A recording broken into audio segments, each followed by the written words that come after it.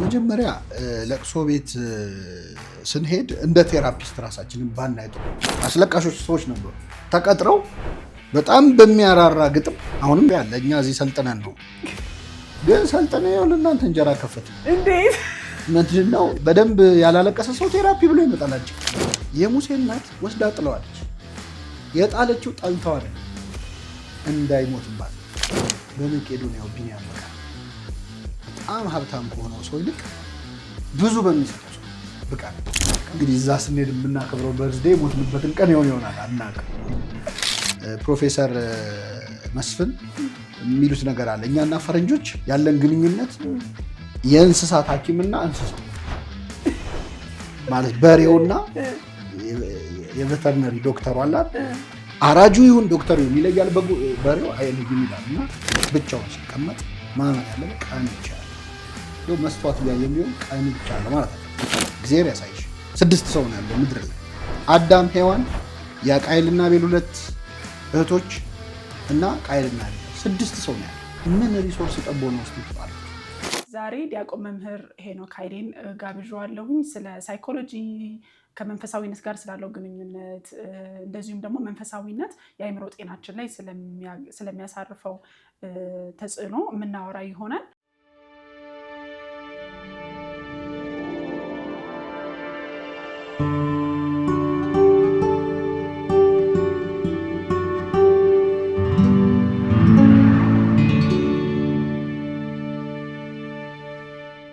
ሳይኮሎጂ ሲባል አእምሮ ላይ የሚመጣውን ነገር ባቅ ደስ ይለኛል። ብዙ ጊዜ ቴራፒ ሰዎች ሲመጡ ያው ግዴታ ስለሆነባቸው የሚመጡ አሉ።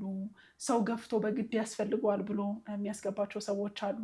ፈልገውም የሚመጡ አሉ። ግን መጀመሪያ መረዳት የምፈልገው ያላቸው አመለካከት ምን ይመስላል የሚለውንም ለማወቅ ቴራፒ ሲባል ወይ ስነ ልቦና ሲባል አእምሯችሁ ላይ ምን ይመጣል እላችኋለሁ። ዝም ብዬ ያው ቴራፒ ሩም ስለሆነ የመጡት። ግን አሁን ለአንተ ደግሞ ሳይኮሎጂ ሲባል አእምሮ ላይ መጀመሪያ የሚመጣው ነገር ምንድን ነው? አመሰግናለሁ መጀመሪያ ስለተጠራው። እኔ በጣም ደስ ብሎኛል። ሲጀመር በጣም አስቸግሬ ነው የመጣልኝ እና ቴንክ ዩ ሶ ማች። በጣም አስቸግሬ የመጣው ሳይኮሎጂ እንግዲህ ያው ስለ ሰው ልጅ ቢሄቪየር እና ማይንድ የሚያጠና ሳይንስ ነው። በቤተክርስቲያን አካባቢ ባለ ሰው አይን ሳየው አንድ የሚያስታውሰኝ የመጽሐፍ ቅዱስ ቃል አለ። ቅዱስ ጳውሎስ የተናገረው ምንድነው ያለው? የሚታዩት ነገሮች ሁሉ ከሚታየው እንዳልሆኑ በእምነት እናስተውላለን ይላል። ምን ማለት ነው? አሁን ዓለማችን ላይ ያለው ተራራው፣ ዛፉ፣ ወንዙ እግዚአብሔር የፈጠረው ፍጥረት ሁሉ ሰውም ሁሉም ነገር የሚታየው ነገር ማለት ነው ከማይታየው አምላክ የተገኘ ነው። ስለዚህ የሚታዩት ሁሉ ከማይታየው እንደሆኑ በእምነት እናስተውላለን ይላል። ይሄ ለእግዚአብሔር የተነገረ ቃል ነው። ምድር ላይ ያሉት ሰው ሰራሽ ነገሮች ደግሞ ስናያቸው ሰው የሰራቸው ነገሮች ሁሉ የሚታዩት ነገሮች ከማይታየው የሰው ማይንድ የተገኙ ናቸው ወይም የሰው አእምሮ የተገኙ ናቸው። ምክንያቱም መጀመሪያ የሚያልቀው ጭንቅላት ውስጥ ነው። ምንም አይነት ዲዛይን፣ ምንም አይነት ስራ፣ ምንም አይነት ኮንስትራክሽን ቢሆን በአእምሮ ላይ ነው የሚያልቀው። ጥሩም ስራ መጥፎም ስራ ማለት ነው። ስለዚህ እኔ ልክ ሳይኮሎጂ ሲባል መጀመሪያ አእምሮ ላይ የሚመጣው የመጽሐፍ ቅዱስ ቃል ይሄ ነው። ሁለተኛው ነገር ሳይኮሎጂ እንግዲህ በጣም ውስብስብ የሆነውን የሰው ማይንድ የሚያጠና ዘርፍ ነው። ምናልባትም በሳይኮሎጂ ደረጃ ስፋት ያለው የጥናት መስክ ያለው ሌላ ሳይንስ ያለው ሁሉ አይመስለኝም። ለምንድን ነው የምለው? ለምሳሌ ባዮሎጂ ምን እንደሚያጠና ይታወቃል፣ ኬሚስትሪ ምን እንደሚያጠና ይታወቃል፣ ፊዚክስ ምን እንደሚያጠና ይታወቃል። ስተዲ ኦፍ እንደዚህ ተብሎ ስፔሲፊክ የሆነ ኤሪያ ኦፍ ስተዲ አለው። ሳይኮሎጂ የሰውን ማይንድ ነው አሁን የሚያጠናው። ግን የሰው ማይንድ ከዩኒቨርስ ስርዓት በላይ በጣም ሰፊና ውስብስብ ነው። ስለዚህ አንድ ማንኛውም ሰው ማለት ነው በአስተሳሰቡ ከፍ ያለም ዝቅ ያለም ቢሆን የአእምሮ ስርዓቱ የብሬን ስትራክቸሩ ከከዋክብት ስርዓት በላይ በጣም የተወሳሰበ ነው። ስለዚህ ዓለም ላይ አሁን በብዙ ቢሊዮን 8 ቢሊዮን ምናምን ገብተናል። 8 ቢሊዮን ዩኒቨርሶች ናቸው ያሉት ዓለም ላይ ማለት ነው። የአንድ ሰው ማይንድ ዩኒቨርስ ከሆነ የከዋክብትን ሲስተም የሚያህል ውስብስብነት ካለው 8 ቢሊዮን ዩኒቨርሶች አሉ። ይሄን 8 ቢሊዮን ዩኒቨርስ የሚያጠናው ፊልድ ሳይኮሎጂ ነው። ምክንያቱም አሁን እኔን በማጥናት የኔን ማይንድ በማጥራት የሌላው ሰው ማይንድ እንደዚህ ነው ማለት አይቻልም።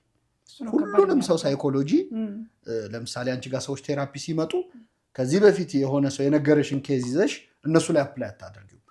ለመጀመሪያ ጊዜ ቴራፒ እንደምትሰጪ ያህል ነው። እንግዲህ በመጽሐፍ ቅዱስ ትልቁ ቴራፒስት እግዚአብሔር ነው። ለብቻ የሚያናግረው እሱ ነበረ። ለምሳሌ አዳም መጥቶ የሰጠኝ ሴት ከዛፉ ሰጠችኝና በላው አላት ብሎ ነገር ለምን ከዛፉ ሰጠሽው አላላት። ያደረግሽው ምንድን ነው ያላት። የራሷን ስቶሪ እንድትተርክ እድል ሰጥቷታል ለብቻዋ ማለት ነው። ስለዚህ እያንዳንዱ ሰው የየራሱ ፐርስፔክቲቭ የየራሱ አስተሳሰብ አለው። ስለዚህ ሳይኮሎጂ ልምድ እያለው ልምድ የሌለው የሚሆን ፊልድ ነው ማለት። ከዚህ በፊት በጣም ብዙ ሰዎች ቴራፒ ሰተሽ ሴሽን ኖሮች ሊኖር ይችላል። አሁን የሚመጣውን ሰውዬ ግን ለመጀመሪያ ጊዜ ቴራፒ መስጠት ልትጀምሪ ነው እና እርግጠኛ የማይሆንበት በጣም ሰፊ እንደዛ ይመስለኛል። በጣም በሚያምር ሁኔታ ነው የገለጽከው። ለዛም ይመስለኛል ከባድ የሚያደርገው ለዛም ይመስለኛል ሁሌ ማንበብ፣ ሁሌ ከአዳዲስ ጥናቶች ጋር ራስን ማስተዋወቅ የሚያስፈልግ ፕሮፌሽን የሆነው ለዛ ይመስለኛል። አዎ፣ በነገራችን ላይ የፈጠረው አምላክ ራሱ የሰው ልብ እንዴት አይነት ነው ይላል። እንዴት ክፉ ነው አይመረመርም ይላል የፈጠረው። አስቢው እንግዲህ እኛ የሰው ልብ መመርመር የሚችል ፈጣሪ ነው አይደለ? እሱ ራሱ ልብን ይመረምራል፣ በአይምሯችን ያለውን ያውቃል። እንዴት አይነት ጥልቅ ነው ይላል። ስለዚህ የፈጠረው እንዲህ ከገረመውና ከጠለቀበት ያልፈጠርኩትን እንዴት ነው የማደርገው? እና የእያንዳንዱ ሰው ማይንድ በጣም ውቅያኖስ ማለት ነው። እና እንደዛ ነው። በጣም ልክ ነህ። ብዙ ሰዎች በአንድ ሴሽን ወይ በሁለት ሴሽን ሶሉሽን አግኝተው የሚሄዱ ይመስላችኋል እና ይህንን ኢንተርቪው ሲያዩ በጣም የሚረዱን ይመስለኛል። ጊዜ ለምን እንደምንወስድ፣ ቴራፒ ረጅም ጊዜ ለምን እንደሚፈጅ፣ ቢያንስ 6 ሴሽን 8 ሴሽን ሊያስፈልግ እንደሚችል የሚረዱ ይመስለኛል። ምክንያቱም መጀመሪያ የመጣውን ሰው መረዳት አይነት ስራ ነው የሚሰራው። ከዛ ነው ምን አይነት ሁኔታ ይዞ መጣ ወደሚለው የሚካሄደው እና በደንብ ነው ያንን የገለጽክልኝ። መንፈሳዊነት አንዳንድ ሰዎች ሳይኮሎጂ እና እምነት የሚቀላቀል አይመስላቸውም። እናንተና እምነት ተስማማላችሁ እንዴ የሚል አይነት ወይም ደግሞ በተለምዶ ያው ሳይኮሎጂ ግማሹ ከፊሎዞፊ የመጣም ብራንች አውት የሚያደርገ ፊልድም ስለሆነ ፍልስፍናና እምነት አይገናኝም የሚል አይነት ነገር እንዳለ ሆኖ ሳይኮሎጂም እንደዛው አብሮ ይደባልቁታል። ይገናኛል ወይስ አይገናኝም? ማለት ይሄ የልጅ ልጅና አያት ላይ ያለ ጸብ ማለት ነው። ምክንያቱም የትኛውም ዓለማችን ላይ ያሉ ዩኒቨርሲቲዎች የመጀመሪያ ፊልዳቸው ቴዎሎጂ ነው። በቴዎሎጂ በሃይማኖት ነው የሚጀምሩት። ከዛ ቴዎሎጂ ፊሎዞፊን ወለደ፣ ፊሎዞፊ ሳይንስን ወለደ። ከዛ በኋላ የመጡ ናቸው ሳይኮሎጂ የምንላቸው። ስለዚህ የፊሎዞፊ ልጅ ነው ማለት የሃይማኖት የልጅ ልጅ ነው ማለት ነው። ስለዚህ እንዴት ነው የማይገናኘው? ነው ሊለያይ አይችልም። አንደኛው ነገር። ሁለተኛ ሳይኮሎጂ እንግዲህ አንዳንድ ሰዎች እንደውም በተለይ የናቹራል ሳይንስ ሰዎች ሳይኮሎጂን እንደ ሳይንስ ለማየት ይቸገራሉ በጣም። የሕክምና ሰዎች ራሱ እንኳን አነሳኸው በጣም ሶፍት ሳይንስ ነው የሚል ሐሜት አለበት። ሳይኮሎጂውም ለሳይንስ ሰዎች እንደ አፒሊንግ ለመሆን በጣም የሆነ ኳንቲፋይ ለማድረግ ሲሞክር ለመስፈር ሲሞክር ምናምን ይታያል። ቢሄቪየራሊስቶች የሚሞክሩት ሙከራ ማለት ነው። ሰው ግን ሊሰፈር አይችልም። ሳይኮሎጂ የሚሰፈር ነገር አለ፣ ግን መሰፈር የሚሞከረው ሳይንስ ነው ለማለት ነው። እና በጣም ሶፍት ሳይንስ ነው ለሃይማኖት ይቀርባል የሚል ትችት አለበት፣ ሐሜት አለበት እንዲሁም ፊልዱ ማለት ነው። ከዛ ውጭ ግን ሳይኮሎጂ የሰውን ማይንድ ከሆነ እቆጣጠራለሁ የሚለው በሰው ማይንድ ላይ እንግዲህ እውነትም ሆነ ልክም ሆነ ውሸትም ሆነ ሃይማኖት ማለት ነው። እውነትም ሆነ ውሸትም ሆነ ሲግኒፊካንትሊ በሰው ማይንድ ላይ ተጽዕኖ ያለው ትልቅ ነገር ነው ሃይማኖት። ስለዚህ አንድን ሰው በአይምሮ ላይ በአስተሳሰቡ ላይ በጠባዩ ላይ ያለበትን ችግር ኪዩር ለማድረግ ህመም ከሆነ ኪዩር ለማድረግ በአይምሮ ላይ ትልቅ አስተዋጽኦ ያለውን ፊልድ ኢግኖር ማድረግ አይችልም። ሃይማኖት በዓለማችን አስተሳሰብ ላይ ኤቲስቱም ቢሆን ማለት ነው ከሃይማኖት አስተሳሰብ ቅኝት ሊወጣ አይችልም። ሳይንሱም ቢሆን ከሃይማኖት አስተሳሰብ ቅኝት ሊወጣ አይችልም። የፈለገ ፍልስፍና ቢኖር ለምሳሌ የአውሮፓን ሬኔሳንስ ወይም የጣም የስልጣኔው ዘመን ብታይ ከሱ በፊት ሃይማኖት ነው ያን ኢንላይትመንት ያመጡ እነ ኒቼ እንደሚሉት ማለት ነው። ባያምኑበትም እንኳን የሃይማኖትን ኮንትሪቢዩሽን ኢግኖር ማድረግ አይቻልም። ስለዚህ በዚህ ደረጃ ለኢንላይትመንት፣ ለሳይንስ፣ ለፊሎዞፊ አስተዋጽኦ ያደረገና ተጽዕኖ በቀላሉ ሊናቅ የማይችል ዘርፍን ንቆ የሰውን አይምሮ አክማለሁ ማለት አይችልም ሳይኮሎጂ። ስለዚህ በጣም የሚገናኝ ነው። ከዛ ውጭ በጣም ብዙ ኤሌመንቶች እኮ የተወሰዱት የሳይኮሎጂ ኤሌመንቶች ከሃይማኖት ነው። የቴራፒ ሴሽን እኮ ኮንፌሽን እኮ ነው። ንስሐ አባት የሚሰራው ስራ ነው ሳይኮሎጂ የሚሰራው። ንስሐ አባቶች ኑዛዜ ማለት ቁጭ አድርጎ ሰውን መስማት ነው። እንደውም የሚገርምሽ ኮንፌሽን በግዕዙ ኑዛዜ ነው የሚባለው። ኑዛዜ ማለት ብዙ ጊዜ ውርስ ምናምን ሰው ሊሞት ሲል ነው ኑዛዜ የሚለው፣ ግን ግዕዙ ናዘዘ አረጋጋ ነው። ኑዛዜ መረጋጋት ማለት ነው፣ ሪሊፍ ማለት ነው። እንትን በዚህ ዘብራዘርስ ካራማዞቭ ላይ የዶስቶቭስኪ እንግዲህ የራሻ ኦርቶዶክሶች እንደ ሰከንድ ባይብል የሚሉት ነው። በጣም ብዙ ሃይማኖታዊ እንትኖች አሉት እና እዛ ላይ አንድ ልጅ ተናዞ ሲወጣ ሪሊፍ ሲያገኝ አይነት ሴሽን አለው እና በቃ እኮ ይሄ እኮ ነው ቴራፒ ማለት። ለንስሐ አባት መናገር የለመደ ለሳይካትሪስት አያስቸግርም። ከዛ ውጭ ያኛው ጸሎት ስላለው አብሶሌሽን ስላለው የሚፈጸም ሪቹዋል ስላለው ጠበል ስላለው ምናምን ነው። እናንተ ይህን ማድረግ ላትችሉ ትችላላችሁ። ግን ትልቁ የቴራፒ በጣም ወሳኙ ክፍል ማዳመጥ ነው። አክቲቭ ሊስኒንግ እያለን እኛ የቀየር ነው። በደንብ ስትሰሙ ነው። ንስሐ አባትን መጀመሪያ መስማት ነው የመጀመሪያ ስራቸው። ጸሎት ቴራፒ አይደል እንዴ? ሰው እኮ ሲጸልይ ለእግዚአብሔር እየነገረ ነው የውስጡ። ከጥልቁ ጠራሁ አቤቱ ይላል ዳዊት። ከጥልቁ ማለት ከውስጠኛው ስሜቴ ማለት ነው። የሚሰማውን ሁሉ ማውጣት ነው እና ይህንን የመሳሰሉ በጣም ወሳኝ የሆኑ የሃይማኖት በጎ እሴቶች ቫሊዩስ የወሰደ ስለሆነ ሳይኮሎጂ ብዙ ባንቃቃር ይሻላል። ብዙ የሚያመሳስለን ነው። በጣም እንዳልከው ነው የልጅ ልጅ ነው የሚለው በጣም ይገልጸዋል። ስለ አክቲቭ ሊስኒንግ ብለሃል። ነን ጀጅመንታል መሆን፣ አለመፍረድ፣ የመጣውን ግለሰብ እንደ ግለሰብ ተቀብሎ ማዳመጥ፣ ጥሩም መጥፎም ሳይሉ ኢምፓቲ፣ ርህራሄ ማሳየት የመሳሰሉትስ በጣም ከሃይማኖት የሚመጡ ነገሮች አይደሉ? በትክክል ማለት እንግዲህ ክርስቶስ እንደ ስነ ልቡናዊ ሕክምና እንደሰጠ ሆኖ ስናየው ለምሳሌ ሳምራዊቷን ሴት ትሪት ያደረገበት መንገድ ለማንኛውም የሳይኮሎጂ ትሪትመንት ለሚሰጡ ሰዎች ትምህርት ነው። ሀርት ፒፕል ይባላል። የተጎዱ ሰዎች ሰው ይጎዳሉ እና ይቺ ሴት በጣም መገለል የደረሰባት ያልተሳኩ ትዳሮች ያሳለፈች የማህበረሰብ መገለል ያለባት ጥሩ ስሜት ላይ የነበረች አይደለችም እና ክርስቶስ መጥቶ በመጀመሪያ ውሃ ጠጭኝ በማለት ነው የጀመረው። እሷን ሊረዳ እንደመጣ ሳይሆን ከእሷ እርዳታ እንደሚፈልገው ነው ኮንቨርሴሽኑን የጀመረው። ውሃ ጠጭኝ አላት። አንተ አይሁዳዊ ስትሆን ሳምራዊት ከመሆን ከኔ እንዴት ውሃ ትለምናለህ አለችው። ከዛ በዛ ላይ ደግሞ ጉድጓዱ ጥልቅ ነው፣ መቅጃ የለህም አለችው። ውሃ ጠጭኝ የሚልሽ ማን እንደሆነ ብታውቂ የህይወትን ውሃ እንዲሰጥሽ ትለምኙ ነበር አላት። ቀስ እያለ አንተ ከያዕቆብ ትበልጣለህ ትለዋለች። እኔ ያዕቆብ ፈጣሪ እኮ ነኝ፣ እኔ ማን እንደሆንኩ አታውቂምም አላለም። ከዛ እየቆየ ቀስ እያለ ነው እየጠየቃት የመጣው።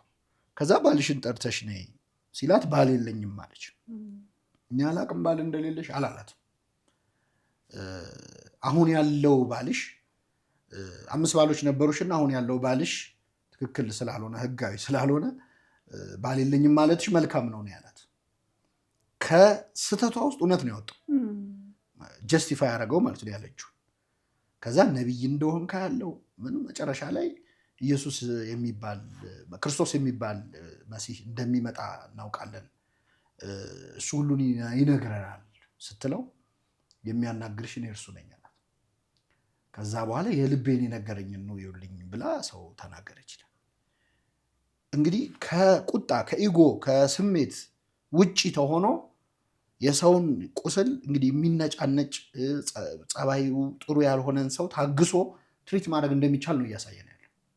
ስለዚህ ብዙ መጥቀስ የምንችላቸው የሰውን በጣም የጭንቀትና የመገለል የመከፋት ስሜት መታገስ መቻል፣ አዘኔታ ማሳየት የመሳሰለውን ርህራሄ ማሳየትም በሃይማኖት በጣም ያሳያል። በጣም ልክ ነህ። ስለ ኢምፓቲ ስናነሳ ርህራሄ የሚለው ይመልሰው አይመልሰው አላውቅም አማርኛው። ግን አንዳንድ ሰዎች ሲቸገሩ ስታዝንላቸው የማይፈልጉ አሉ። ሲቸገሩ ደግሞ እንዲታዘንላቸው የሚፈልጉ ሰዎች አሉ። ርህራሄን ከሲምፓቲ ጋር እንዴት መለየት እንችላለን? አዎ እኔ ከአድራጊው አንጻር ልንገርሽ። ምንድን ነው አንድ የመጽሐፍ ቅዱስ ቃል አለ እዚህ ያዕቆብ መልእክት ላይ ማንም አንዳች ቢጎለው ሳይነቅፍ በልግስና ከሚሰጥ ከእግዚአብሔር ዘንድ ይለምን ይላል። እና እግዚአብሔርን ሰጪ ነው ብቻ አይደለም እያለ ያለው ያዕቆብ፣ ሳይነቅፍ ነው የሚሰጠው። እግዚአብሔር እንደሰጠን ሁሉ እስክንረሳ ድረስ እድል ሰጥቶናል። የእሱ ስጦታ የሚገርመው አያስታውሰንም። አሁን ሰው የሆነ ስጦታ ሰጥቶ በጣም ምነው ባልሰጠኝ እስክትይ ድረስ ሊያስታውስሽ ይችላል። እንዴት ነው የሰጠው ነገር እየተጠቀምክበት ወደድከው፣ ልብስ እኮ አምሮብሃል፣ ይሄ ነገር በጣም ተስማምቷል እያለ ያስታውሳል። የሆነ ጊዜ ገንዘብ አውጥተው የሆነ ሰው ረድተው አስተማሩት፣ ሁሌ እንዳስተማሩት ያወራል። እንደው ምነው ባላስተማሩኝ ወይ ደግሞ ያወጡትን ወጪ በከፈልኳቸው እስኪል ድረስ ሰዎች ያደረጉትን ነገር እያስታወሱ ያሸማቀቃሉ። ሰው ያዕቆብ ምን አለ? ማንም አንዳች ቢጎለው ሳይነቅፍ በልግስና ከሚሰጥ ከእግዚአብሔር ዘንድ ይለምን ነው። ትክክለኛ ስጦታ እንደሰጡ መርሳት ነው።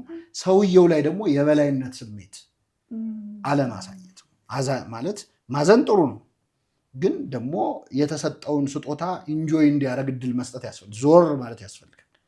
እግዚአብሔር በየቀኑ እየመጣ ስለምንተነፍሰው አየር ስለምንንቀሳቀሰው እንቅስቃሴ እንዴት ነው እግርህን እየተጠቀምክበት ነው በደንብ አይልም።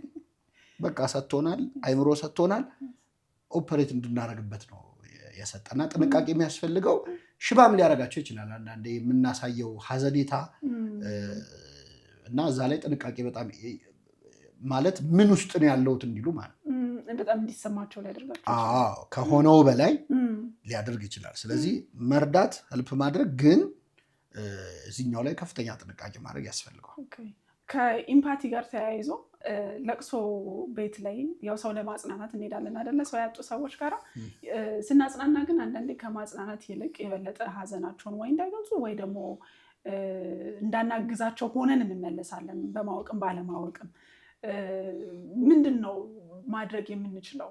እንደዚህ አይነት ሁኔታ ውስጥ የገቡ ሰዎች ጋር ስንሄድ ምን አይነት ማይንድ ሴት ነው ይዘን መሄድ ያለብን? ምክንያቱም በጣም መዘጋጀት ያለብን ይመስለኛል። ለቅሶ ለመድረስ ብለህ ዝም ብለህ የምትወጡ አይነት ነገር አይደለም። በተለይ የቅርብ ሰው ከሆነ የምታጽናናው ሰው ስራዬ ብሎ አስቦ መሄድ ያለብን ይመስለኛል። በመጀመሪያ ለቅሶ ቤት ስንሄድ እንደ ቴራፒስት ራሳችንን ባናይ ጥሩ ነው። የመጀመሪያው መፍትሄ እሱ። እንዴት? እነዚህ ሰዎች ያ የሚወዱት ሰው ከሞተባቸው ገና 1 ቀን 2 ቀናቸው ነው። መሞቱን ማምነው አልጨረሱም። ታይም የሚፈልግ ነገር ነው። ጉዳዩንም አድሬስ ማድረግ ላያስፈልግ ይችላል። ሄዶ ቤታቸውን ማጽዳት ሊቻል ይችላል። ምግብ ማቅረብ ሊሆን ይችላል። ነገሩን እኮ ጉዳይ ማድረግ ራሱ ላያስፈልግ ይችላል። ማለት ገና ኢትስ ቱ እርሊ ጉዳዩን አድሬስ አድርጎ ታየው ተጽናና ብሎ ለመምከር በጣም እንደው አብሮ ማዘን ይሻላል። አብሮ ማልቀስ የተሻለ ነው። መጀመሪያ እንዲያለቅሱ እድል መስጠት፣ ሩም መስጠት ያስፈልጋል። እግዚአብሔርም አልከለከለም። ክርስቶስም እንደሚያስነሳው እያወቀ ለአልዓዛር አልቅሷል። ስለዚህ ለቅሶ የተፈጠረው አንዱ እግዚአብሔር ራሳችንን ኪውር የምናደርግበት መንገድ አድርጎ ነው የሰጠን ለቅሶ። ስለዚህ እነዚህ ሰዎች እግዚአብሔር ያልከለከላል እንባ ሰጥቷል። በሀዘን ጊዜ የሚወጣ እንባ የሚባል ሪሊፍ የሚሰጥ የሆነ ነገር አለ።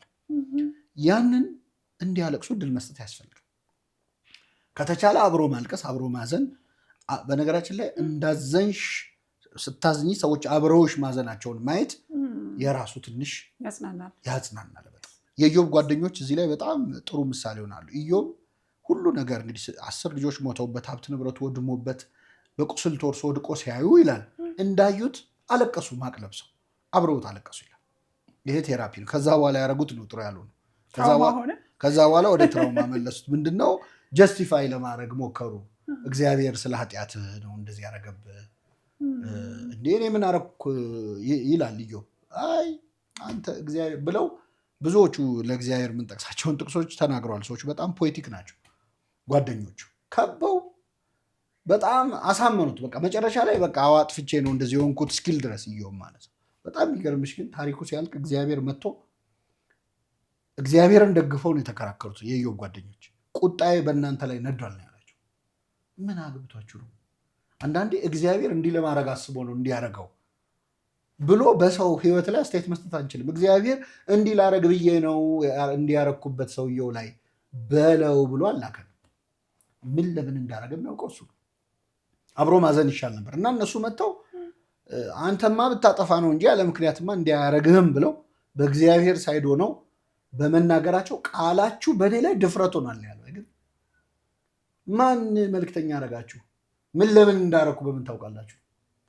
እና አንዳንዴ ለቅሶ የደረሰበት ድንገት አደጋ ቤተሰቡን ያጣ ወይ እንደዚህ የሆነ ምናምን ሲሆን እንዲያደርገው እኮ እንዲህ ብሎ ነው አይባልም። አብሮ ማዘን፣ ሀዘናቸውን መጋራት፣ እንዲያዝኑ ስፔስ መስጠት፣ ፋሲሊቴት ማድረግ፣ እንደው ቢያንስ ቤቱን ማጽዳት፣ ሌላ የሚያስፈልግ ነገር ካለ የማይሰራ አምፖል ካለ እሱ መቀየር ይሻላል። ልክ ነው። ሩም መስጠት ማለት እሱ። አዎ ይሄም እርዳታ ነው። አታልቅሱ የሚሉትስ? አዎ በጣም በጣም ብዙ ሰው እንዳይወጣለት ሀዘኑ እንዳይወጣለት የሚያደርግ እንደ ድሮ እኮ በሀገራችንም አልቃሽ ነበር። አስለቃሾች ሰዎች ነበሩ ተቀጥረው በጣም በሚያራራ ግጥም። አሁንም በገጠሩ ኢትዮጵያ አለ። እኛ እዚህ ሰልጥነን ነው ግን ሰልጥነን ያው ለእናንተ እንጀራ ከፈትን። እንዴት ምንድነው በደንብ ያላለቀሰ ሰው ቴራፒ ብሎ ይመጣል አንቺ። በገጠሩ ግን በጣም በሚገርም ሁኔታ በግጥም ፎክሎር ፔፐሮች ብታይ በጣም የሚገራርሙ ግጥሞች በማታውቂው ነገር የሰውየውን ጉዳይ እንድታለቅሽበት የሚያደርግ ቀረርቶ ምንድን ነው ያመጣው? የጦርነት ትራውማን እኮ እንትን ለማድረግ ነው ማለት ከጦር መልስ በጣም ትልቅ ትራውማቲክ ኤክስፒሪየንስ አድርገው ነው የሚመጡት። ጦርነት የሚጀምረው ጦርነት ሲያልቅ ነው ይባላል። ልክ እንዳለቀ የሚጀምር አለ። አንደኛ ወታደሩ ከጦርነት ሲመለስ ሌላ ሰው ሆኖ ሊመለስ የሚችልበት እድል አለ። ብዙ መከራ አለ። ብዙ ነገር አይቷል። ብዙ አሰቃቂ ነገር ያንን አይረሳም። ቀረርቶ የሚባለው ነገር ነው አንዱ መንገድ። ለቅሶም ላይ ልብስ እያወጡ መጽሐፍ ቅዱስ ላይ የምትለብሰውን ልብስ ይዘው ሲያለቅሱ ነበር ይላል። ፎቶ ስለሌለ በድሮ ጊዜ እንግዲህ እቃቸውን ልብሳቸውን ነው ይዘን ልናለቅስ። አዎ ከዛ ስለዛ ሰው አሁን እናንተም በሳይኮሎጂ ምክር ስጡ ስትባሉ ስለሞተው ሰው ታቡ እንዲደረግ አይደለም ማለት እንዲወራ ሜሞሪ በቃ መጽሐፍ ቅዱስ ይህንን ነው ሲያደርግ የነበረው። እንዴት አይነት ሰው ነበረ? ስለ ወዳጄ ስለ ዮናታን ቅኔ ይቀኛለሁ ይላል ዳዊት። የሙሾ ቅኔ ስለ ሳኦል እንዴት ያሉ ያማሩ ነበሩ፣ ጀግኖች ነበሩ ብሎ ያሞግሳቸዋል። በዛ ሙገሳ ውስጥ እያደረገ ያለው ምንድን ነው? ትራውማውን እያጠፋ ነው ማለት ነው። እና በለቅሶ ውስጥ በሀዘን ውስጥ እያንዳንዱ የሚደረገው ሰውየውን በደንብ እንድናስታውስ ቤተሰብ ተሰብስቦ እንዲያወራው። ወሬ ይቀይራሉ ሰዎች። አሁን ስለሞተው ሰው ሲነሳ ወሬ ወደ ሌላ ነገር፣ በተለይ ልጆች ላይ የሚፈጸም በደል ልነግርሽ አልችልም። ህፃናት አንደኛ እንዳይነገራቸው ይባላል። ሌላ ሰው ቤት ይላካሉ። እኔ ትዝ ይለኛል አጎቴ ሞቶ የእናቴ ወንድም የሆነ ሰው ቤት ሄደን 15 ቀን ቆይተን መተናል። በጣም ለልጅ አይነገርም ተብሎ ውጭ ሀገር ሄዳለች፣ ክፍለ ሀገር ሄዶ ነው ነገ ይመጣል። ልጆቹን ማሰቃየት ማለት ነው። በትክክል ነግረናቸው መቼስ ብንነግራቸው ወደ እግዚአብሔር ሄደ ነው። ትልቅ ሆኖም ቢነገረው ወደ እግዚአብሔር ሄደ ነው የምንለው። ሌላ ምን ኤክስፕላኔሽን አለን ስለሞት? ቁጭ አድርጎ ያንኑ ኤክስፕላኔሽን ነግሮ አልቅሰው ጮኸው ከዛ በኋላ እንደኛ ይሆናሉ። ቁርጣቸውን ያውቃሉ። ህፃናትን እናሰቃያለን። በጣም ፕሮቴክት ያደረገ በትክክል መሰናበት እንዲችሉ አናደርግም። በትክክል እኛ የምናገኘው ሪሊፍ እንዲያገኙ እድል አንሰጥም። ስለዚህ ይሄ በጣም ከፍተኛ እንትን ነው። ስናጽናናም በቃ ምንም ማለት አያስፈልግም። አንዳንዴ በቃ አዎ እና ማገዝ፣ ቦታውን ቤቱን መጥረግ ምናምን ዝም ብሎ ካርታ ሲጫወቱ አምሽቶ ቁማር ተበላልቶ ከመሄድ ስለ ጉዳዩ እንደው ሳናነሳ ግን ሌላ ጉዳዮች ማንሳት እንደው እውነት ነው የምነግርሽ ስለ ሟቹ ወይም ስለ ሀዘኑ እያወራ ሀዘን ከሚያማስል ሰው ሌላ ወሬ እያወራ ሰዎቹን ዲስትራክት የሚያደርግ ሰው የተሻለ ቴራፒ ሰጥቷቸው ማለት ስለ ጉዳዩ እያነሳ ከሚቆሰቁሰው ሰው በላይ ሌላ ትዝታ እያወራ ሳቅ የሚያመጣ ሰው የተሻለ ዲስትራክሽን። ስለዛም ሰው ሊሆን ይችላል እኮ ትዝታው። ሌላ ያኛው ግን ዲስትራክሽኑ ምንድን ነው? እሱ ወደ አምላኩ ነው የሄደው እኛንን እንጂ በቃ ለራስህ ዘንድ ታው ስለሱ አታስብ የሚሉት አይነቶች ስትሰማቸው አጽናኝ ናቸው፣ ግን ስለሱ አታስብ የሚሉም ናቸው። እሱ አይረዳም ነው። ስፔስ መፍጠር ያልከውን በጣም ነው የወደድኩት። በጣም አሁን ሀዘን ላይ ሲሆን ሰው ሁሉ ነገር ነው የሚጨልምበት። ድንገት ነው ጠብቀኸው ምናምን ተዘጋጅተው ይመጣ ነገር አይደለም እና በጣም ብዙ ልንረዳባቸው የምንችልባቸው መንገዶች አሉ። እንዳልከው ቤቱን ማዘጋጀት ሊሆን ይችላል፣ የቀብር ስነስርዓቱን ማዘጋጀት ሊሆን ይችላል። በጣም ብዙ የሚረዳበት ሁኔታ አለና ሰው እዛ ጋር ቢያዘጋጅ ያንን ስፔስ ለሰውየው ለሀዘን ለሚያዝነው ስለ ቤቱ ማሰብ እንዲያቆም ለቅሶ እስኪያልቅ ድረስ ፎከስ እንዲያደርግ በቃ ዝም ብሎ አርፎ እንዲያዝን ምን ተበላ ምን ተደረገ የሚለውን ይሄ ራሱ ትልቅ ነገር በጣም ትልቅ ነው። ከአሁን በኋላ ሰዎች እንደዛ እንደሚያደርጉ ያው እድር እንደዚህ አይነት እንትኖች ያደርጋሉ። በጣም እሱ እንደ ጓደኛም እንደ በተለይ አሁን እኛ ያንገር ጀነሬሽን ነን እሱ ነገር የማይገባንና የሚገርምሽ እናት አባቶቻችን በጣም ጂኒየስ ናቸው። ማለት በዲፎልት እንደዚህ አይደረግም ይሉሽ። አንዳንዱ እኛ አንብበን ተምረን ምናምን የገባንን ነገር ነውር ነው ይሉሽ። በቃ ይሄ ነው ዊዝደም የሚባለው። ኖሌጅ እና ዊዝደም ልዩነቱ ይሄ ነው። ኖሌጅ ምናምን አጥንተን አንብበን ተምረን ምናምን የምናገኘው፣ ዊዝደም ግን በቃ እንዴት ነው ከመኖር እንትን ውስጥ ገንዳ ውስጥ መዋኘትና ውቅያኖስ ውስጥ መዋኘት ማለት ነው ልዩነቱ። ዊዝደም ውቅያኖስ ነው፣ እኛ ገንዳ ውስጥ ነው የሚዋኝ። እናት አባቶቻችን አረጋውያኑ በተለይ እንደዚህ ነው የሚሆነው ካሉ አሉ ገብቷቸዋል፣ ከህይወት ተምረዋል ምን እንደሚያመጣ በጣም በቀላሉ እኛ አሁን እንደዚህ ዲስከስ የምናደርገው መከራ አይተን ፖድካስት እኮ ለእነሱ ነው መሆን ያለበት። ብዙ ነገር ይሉሻል፣ ቢመጡ ብዙ ነገር ያካፍሉናል። ዴፊኒትሊ ልክ ነህ። የለቅሶ ስርዓታችን ሞደርን እየሆነ ነው ብለህ ታስባለህ? ሰው ማልቀሱ የሚከለከለው በዝምታ አንዳንድ ለቅሶች አጋጥሞኝ አይቻለሁ እና ይለያል ድባቡ ራሱ። በቃ ማልቀስ ነውር የሚመስልበት ዝም ብለህ በልተህ ጠጥተህ የምትወጣበት አይነት ነገር ሞደርኒቲ በኋላ ግን እንዳልከው ደግሞ ስራ ለእናንተ ከፈተ ብለህ አማኝ እንጂ ያ ሰው ግን ሲነሳ ሰው ሲበተን ዞሮ ዞሮ ሀዘኑን ለመጀመር ወደኛ ይመጣል። ግን ፈረንጆቹ ይኸውልሽ አሁን ፈረንጆቹ ነው መቼስ የቀዳ ነው ከጥቁር ልብሷ ጀምሮ ከሌላውም ነገር ምናምን አብዛኛው ይሄ ቀነስ ያለ ሀዘን ከነጮቹ የቀዳ ነው። ነጮቹ ብዙ ባያለቅሱ ከዛ በፊት ብዙም ፍቅር የላቸው እውነት ለመናገር እንዲህ ትስስር ያለ እንትን የላቸው። ገና ልጅ እኮ አመት እስኪሞላው እኮ አይታገሱም ለብቻው ክፍል ሲሰጡት። ስለዚህ በጣም ሴፓሬትድ የሆነ ላይፍ ነው። ዘግቶ በል ማህበረሰብ የሚባል አይነት ነው ህይወታቸው፣ አኗኗራቸው። አብረው እየበሉ እየጠጡ አይነት አይደለም። በጣም ኢንዲቪጁዋሊስቲክ ነው አፕሮቹ፣ አኗኗራቸው ከመጀመሪያው። ስለዚህ ለቅሶ ግልግል ነው አይነት ቶሎ ቀብሬ ልገላገል አይነት እና እዛው ማታውኑ ፓርቲ የሚያደርጉበት አይነት ነገር እና ስንቀዳ ወይ እንደነሱ ሙሉ የተለያየ ህይወት ኖሮን ቢሆን ኖሮ ብዙ አይጎዳንም ነበረ። እንደ ማህበረሰብ ተሳስረን አንዱ ከአንዱ ጋር እንደዚህ ሆኖ ኖሮ ለቅሶ ላይ ፈረንጅ ልሁን ስትል ሀዘኑ ፈረንጅ መሆን ያቅተዋል። እና በጣም ከባድ የሚሆነው እሱ ይመስለኛል። በጣም ባይዘዌ ስለ ሞት ውልደት ነው በቤተክርስቲያን እንደዛ ነው የሚተረጎመው። ወይ በርዝዴይ ፎር ኢተርናል ላይፍ ወይም ለዛኛው ህይወት ተወለድክ ወደዛኛው ህይወት ነው። እንግዲህ እዛ ስንሄድ የምናከብረው በርዝዴይ ሞትንበትን ቀን ይሆናል አናውቅም። እዚህ ባለነው ሆነን ግን ስናየው ከባድ መስሎ ይሰማናል እንጂ የአንድ ትልቅ ቻፕተር ዘላለማዊ ቻፕተር የሚከፈትበት ነው የማያልቅ ሊሆ። ኦኬ ስለ ህልም ሳይኮሎጂ ላይ ስለ ህልም ሰፋ ያለ ቦታ ሰጥተው ያጠኑ ሰዎች አሉ። ከነዛ ውስጥ በጣም የሚታወቀው ሲግመንድ ፍሮይድ ነው። ህልም የሌሎች ነገሮች ኢንተርፕሪቴሽኖች ናቸው ወይም ትርጓሜዎች ናቸው ብሎ ያምናል። እሱን ለብቻው ወደ ጎን እናስቀምጠውና በእኛ ማህበረሰብ ውስጥም ህልም በጣም ከፍተኛ ቦታ ከሚሰጣቸው ነገሮች እንደሆነ አውቃለሁኝ። ሰዎች ህልም ሲያዩ በነጋታው ለማስፈታት ይሞክራሉ። እንደዚህ አይቼ እንደዚህ ሆኖ ምን ልሆን ነው ወይ ምን ማለት ነው የሚለውን ነገር ለማወቅ በጣም ይጥራሉ። እና ከመንፈሳዊነት አንጻር ልታየው ትችላለህ። አይዶ ነው ምንድን ነው ስለ ህልም ያለው አረዳድ? ህልሞች ሁላ ትክክል ናቸው ወይ? ስለኛ ህይወትስ የሆነ ነገር ፕሪዲክት ማድረግ ይችላሉ ወይ? እንደዚሁም ደግሞ ከራእይና ከቅዠት ጋር ህልም ይመሳሰላል ወይስ ይለያያል? ምን ትለኛለህ እዚህ ላይ? ህልም እና ራእይ እንግዲህ ራእይ ነቅተሽ የምታየው ማለት ሰው ሳይተኛ ነቅቶ ሰማይ ተከፍቶ የሆነ ነገር ከታየው ወይም መልአክ ተገልጾ ከታየው ምንም አይነት ሪቪሌሽን ከኖረ እሱ ራእይ ይባላል። ሳይተኛ ማለት ነው። ሳይተኛ በክሊር ማይንድ አይገናኝም እያልከኝ ከህልም ጋር። ህልም ግን ተኝተን የምናየው ነው። በእውነት በጣም ህልምን በጣም ለሚያምኑ ሰዎች ብዙም ደስ የማይል ነገር ነው ልል የምችለው። አሁን የቤተክርስቲያናችን የመጀመሪያ የ4ኛው መቶ ክፍለ ዘመን ሞናስቲሲዝምን ወይም ምንኩስናን የጀመረው ቅዱስ እንጦንስ የተናገረው አንድ ቃል አለ። ህልምን የሚያምን ሰው የዲያብሎስ መጫወቻ ነው ይላል። በመንፈሳዊ አይን ህልምን የሚያምን ሰው የዲያብሎስ መጫወቻ ነው። ኤ ቶይ ፎር ኤ ዴቪል ነው የሚለው። እንግዲህ እንደ አሻንጉሊት ነው። ምን ማለት ነው? መጀመሪያ ህልም ከሶስት መንገድ ነው፣ ከሶስት ነገር ነው የሚታየው። እሺ፣ አንደኛው ከእግዚአብሔር በቀጥታ እግዚአብሔር የሚያሳየው ህልም አለ።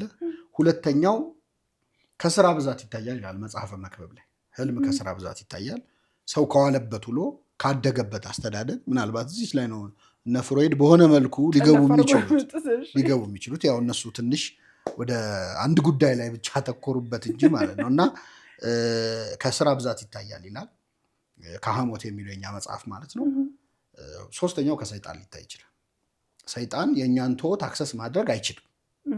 ነገር ግን ቶት ፓተርናችንን ቀጥሎ የምናስበውን የምንውልበትን ነገር ላይ አስተዋጽኦ ማድረግ ስለሚችል ያንን ስናይ ኢንዳይሬክትሊ ህልሙ ላይ ሰይጣን አስተዋጽኦ ሊያደርግ ነው ማለት ነው።